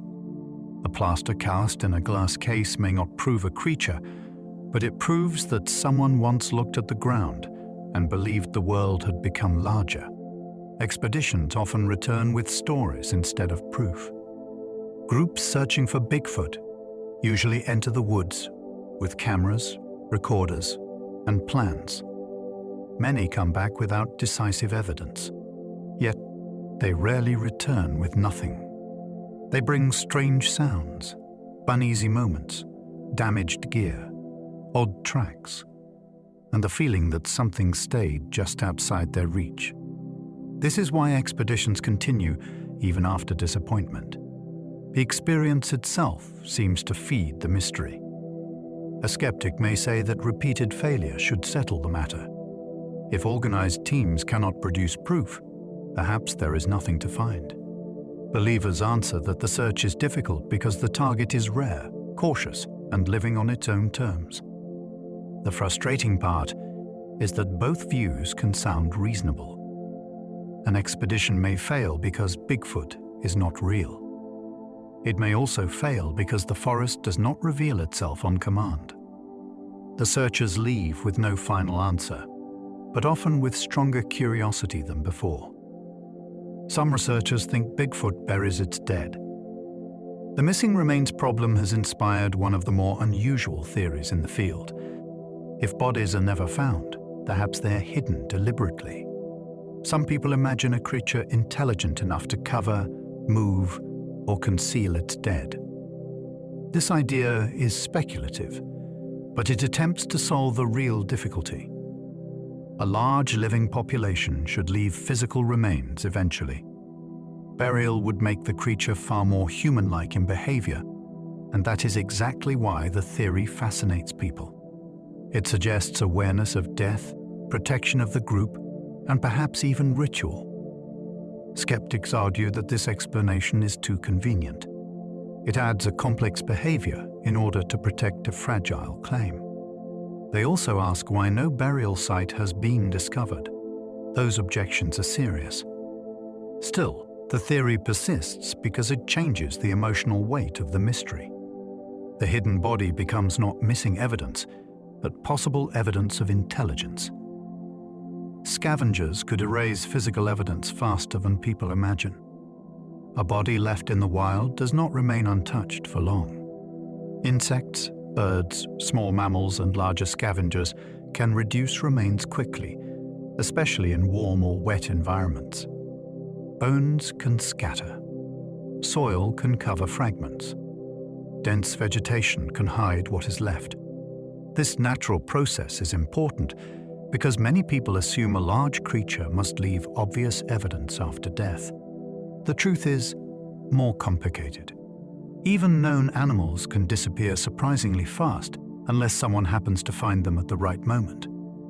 Skeptics still point out that rare discovery is not the same as no discovery. If Bigfoot exists in enough numbers, some unmistakable remains should eventually surface. Believers answer that low population, remote habitat, and rapid cleanup could make that far less likely than it sounds. The idea does not solve the mystery, but it softens one of its hardest objections. Nature is efficient at removing what once lived. The wilderness may protect secrets through sheer size alone. A person can stare at a map and forget that each green section represents valleys, thickets, slopes, wetlands, and miles of difficult ground. Scale itself can become a hiding place. This is one of the strongest emotional arguments for Bigfoot. The world feels known until you stand inside a forest and realize how little you can actually see. Search teams can cover trails and clearings, but vast sections remain unvisited for long periods. Weather closes access. Terrain slows movement. Human attention gathers near roads while life continues elsewhere. Skeptics argue that size cannot hide everything forever, especially in a country full of hikers, hunters, and cameras. That challenge remains. Yet the wilderness does not need to hide everything. It only needs to hide enough, often enough, to keep uncertainty alive.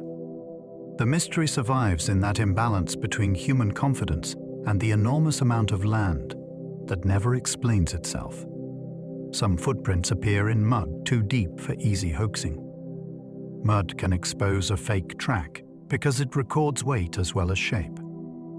A wooden stamp may leave an outline, but it may not sink naturally or match the pressure expected from a massive body. Some alleged Bigfoot prints appear in soft ground where the depth seems difficult for an ordinary person to reproduce without special effort. This does not make them proof. A hoaxer can use tools, added weight, or clever timing. Mud can also exaggerate size after the print is made. Still, these cases interest investigators because they force the question of mechanics. How heavy was the maker? How did it cross the area? Why do the impressions sometimes continue where footing would be awkward for a person in fake feet? The mystery becomes physical and practical. It is no longer only a shape in the ground. It is a problem of force, balance, and movement. Hunters sometimes refuse to shoot what they believe is Bigfoot.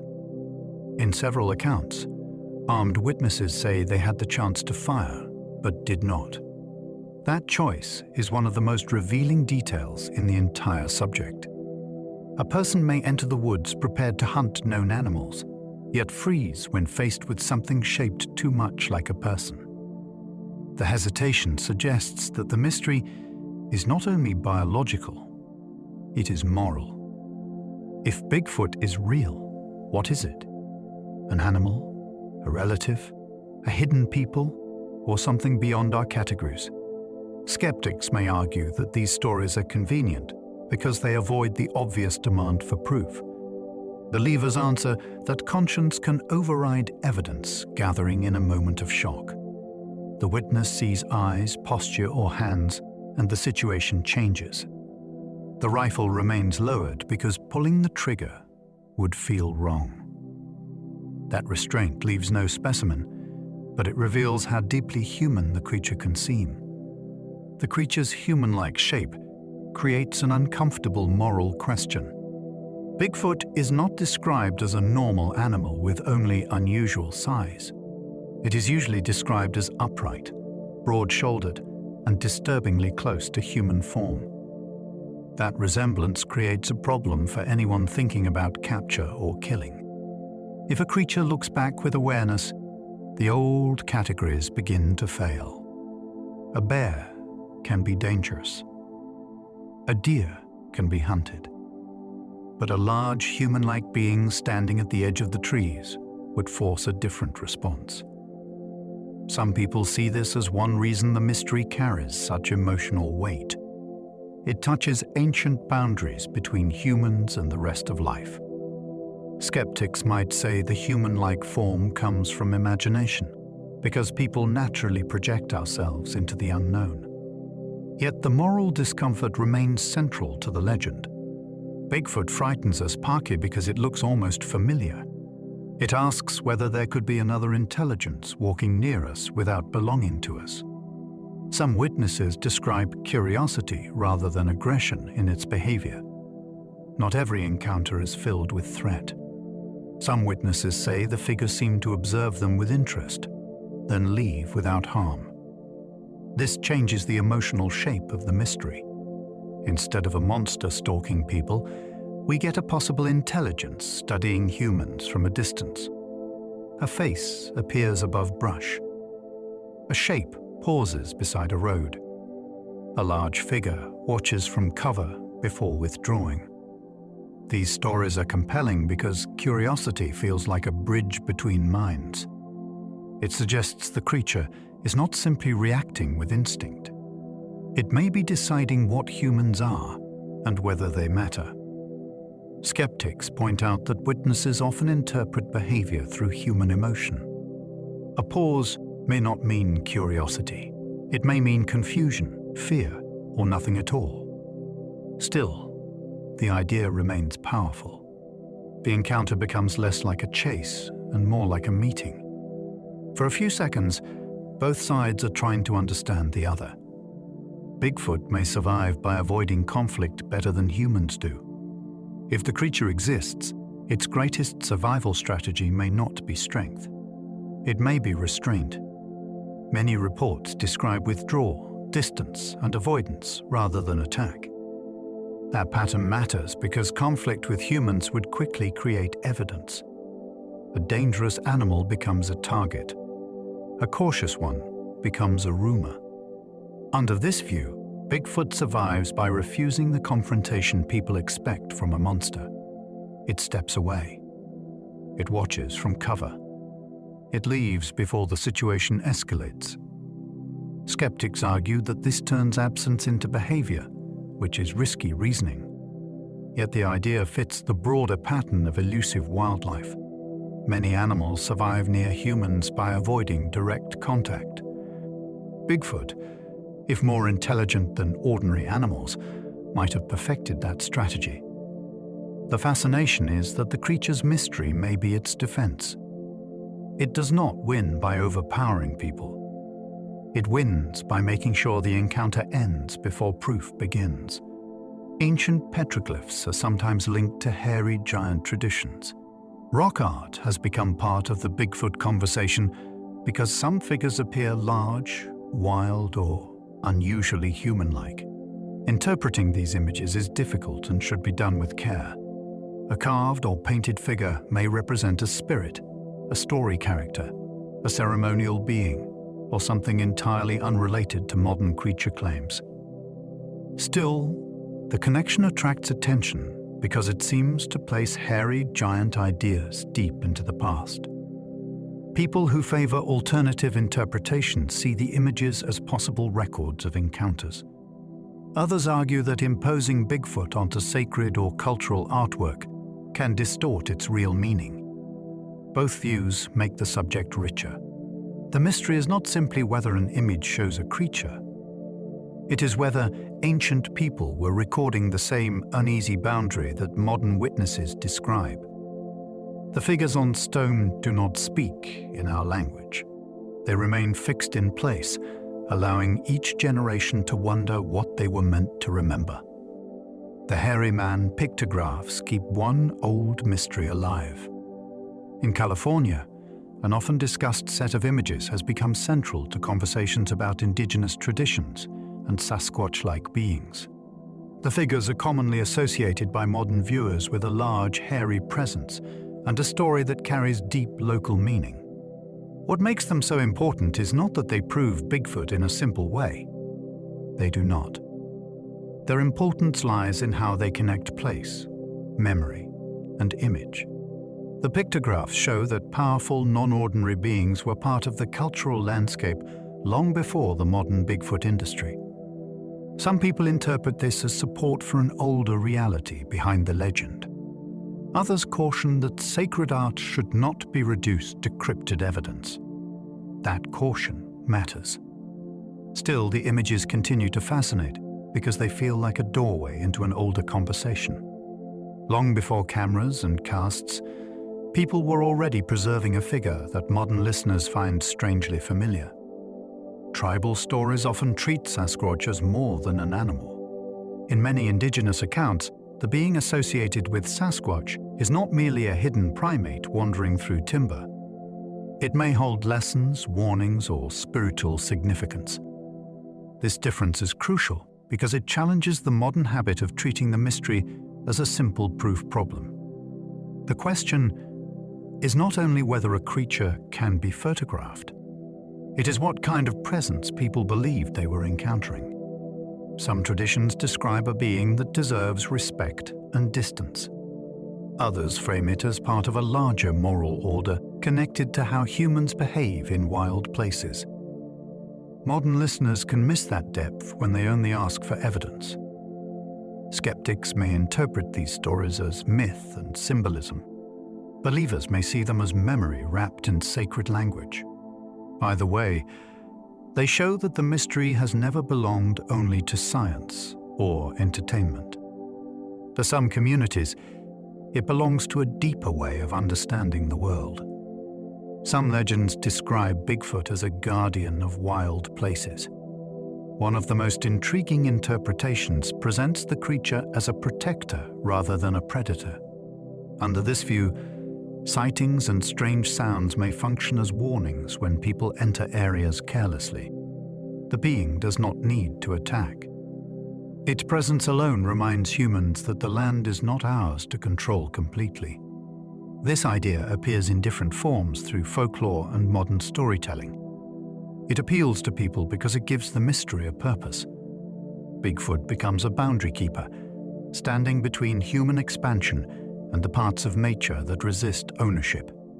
Skeptics may see this as a romantic meaning placed onto scattered reports. That may be true in many cases.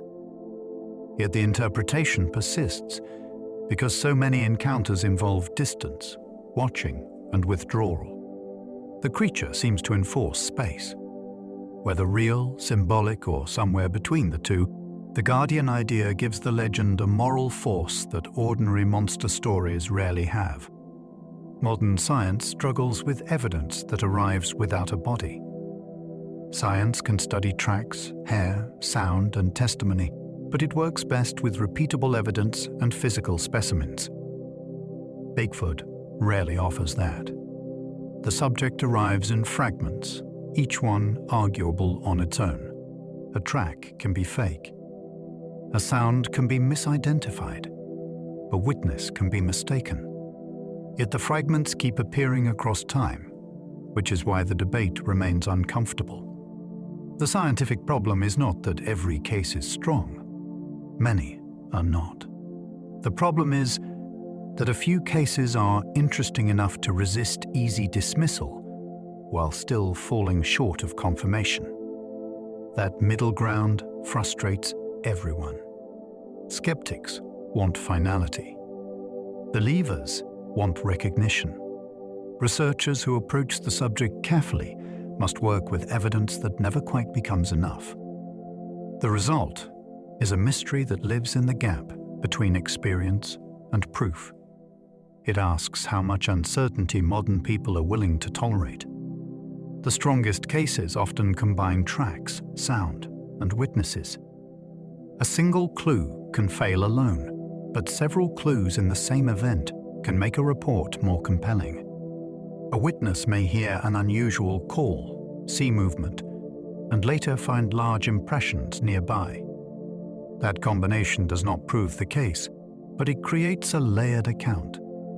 Each piece supports the others in a way that feels harder to ignore. Skeptics can still explain the parts separately. The sound may be wildlife. The figure may be misidentified. The marks may be unrelated. Yet the timing can make the coincidence feel strained. This is why multi-element cases attract so much attention. They seem less like a passing mistake and more like an encounter with a real presence moving through the area. The fascination lies in the way the pieces gather. None may be decisive, but together they create a story that feels almost solid, as if proof came close and then stepped back. Bigfoot's mystery grows because every answer creates another problem. When someone explains one part of the phenomenon, another question usually appears. If sightings are hoaxes, why do so many witnesses seem reluctant? If tracks are fake, why are some so difficult to reproduce? If the creature is real, why is there no confirmed body? If it is not real, why has the idea remained so persistent across places and generations? This is the engine that keeps the subject alive. Every solution carries a weakness. Every theory opens a new door. Skeptics have strong arguments, but they do not always explain the emotional force of the best accounts. Believers have compelling patterns, but they still lack the evidence that would end the debate. The result is a mystery that feeds on its own resistance. It refuses to become either simple fact or simple fiction. That unstable position may be exactly why people keep returning to it. Some people believe Sasquatch is choosing when to be seen. This idea gives the mystery a strange sense of agency. Instead of treating sightings as accidents, some believe the creature allows brief encounters under certain conditions. It may reveal itself to warn, test, distract, or communicate in a way humans barely understand. That theory is impossible to prove, but it explains why encounters often feel brief and controlled. The witness sees enough to be changed, but not enough to settle the question. Skeptics call this belief unfalsifiable. Any absence of evidence can be turned into intention.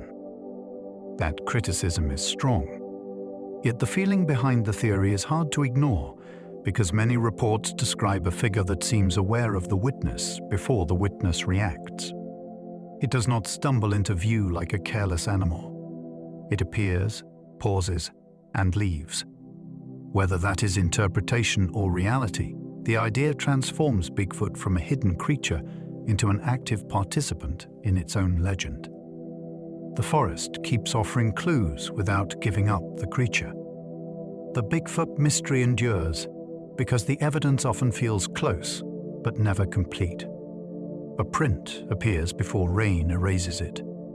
A sound is recorded without a clear source. A witness sees a shape before it slips behind cover. These moments are frustrating because they seem to point towards something without delivering the final answer. The forest becomes an unreliable witness. It reveals traces, then withdraws them. Skeptics see this as the pattern of a legend sustained by ambiguity. Believers see it as the behavior of a creature perfectly suited to difficult land. The truth may lie somewhere between human error, real experience, and stories that grow around the unknown. What matters is that the clues keep people looking. They are small enough to doubt and strong enough to remember. Each one feels like a half-open door, and beyond it, the subject remains just out of reach. Bigfoot remains a mystery because the wilderness still feels unfinished. The lasting power of the legend comes from a simple feeling that modern life has not erased. There are still places that seem larger than our knowledge. A person can carry a phone, follow a map, and still feel watched on a remote trail. That feeling does not prove Bigfoot, but it explains why the idea survives so strongly.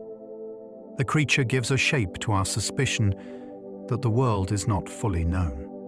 It belongs to the leftover spaces in certainty. Skeptics may be right that the evidence is too thin. Believers may be right that the best evidence has not been understood. Between those positions, the mystery remains useful because it keeps humility alive. It reminds us that not every question has surrendered to technology. Somewhere beyond the last porch light, the land continues on without asking permission. And in that unclaimed distance, Bigfoot still feels possible. And so we come back from the edge of the trees. Tonight, we have followed one of the strangest and most enduring mysteries in the modern world. We have moved through the deep forests of North America, across old logging roads, along cold mountain passes, beside dark rivers, and into the places where witnesses say something large still moves beyond the reach. Certainty. We have looked at the famous film that refuses to settle into comfort. We have paused over footprints pressed into mud, snow, and memory. We have listened for knocks in the timber, long calls in the night, and those strange reports where the woods seem to fall still before anything appears. We have heard about hunters who lowered their rifles, rangers who kept their stories close, and families who carried a sighting for years before finding the courage to speak. We have wandered through old newspaper accounts, indigenous traditions, rural legends, and the strange local names that make this mystery feel both ancient and close to home. There were ordinary explanations too. Bears can fool the eye. Hoaxes can muddy the trail. Fear can sharpen one detail while blurring another. The forest can play tricks with sound, distance, and shadow. And yet, there are still cases that do not rest easily. There are still witnesses who seem changed by what they saw. There are still tracks that ask for more than a quick answer. There are still stories that feel as if they came from a place just beyond the map. That is where Bigfoot remains so powerful. Not as a simple monster story, not as a puzzle with one clean solution, but as a question that keeps returning whenever the modern world begins to feel too certain. Maybe the creature is flesh and blood. Maybe it is a rare animal that learned long ago to avoid our roads, our lights, and our impatient need for proof. Maybe it moves through ridges and creek beds with a caution we have never fully understood. Or maybe Bigfoot is something stranger, a guardian of wild places, a memory carried through generations, a figure that belongs as much to the mind as to the forest, a sign that some mysteries are not meant to be forced into one small box. Whatever the truth may be, the legend continues because it touches something deep and familiar. It reminds us that the world is larger than the rooms we sleep in. It reminds us that beyond the last house, beyond the final bend in the road, the land keeps going. It rises into dark hills. It sinks into wet valleys. It gathers itself beneath branches, stones, and old fallen leaves.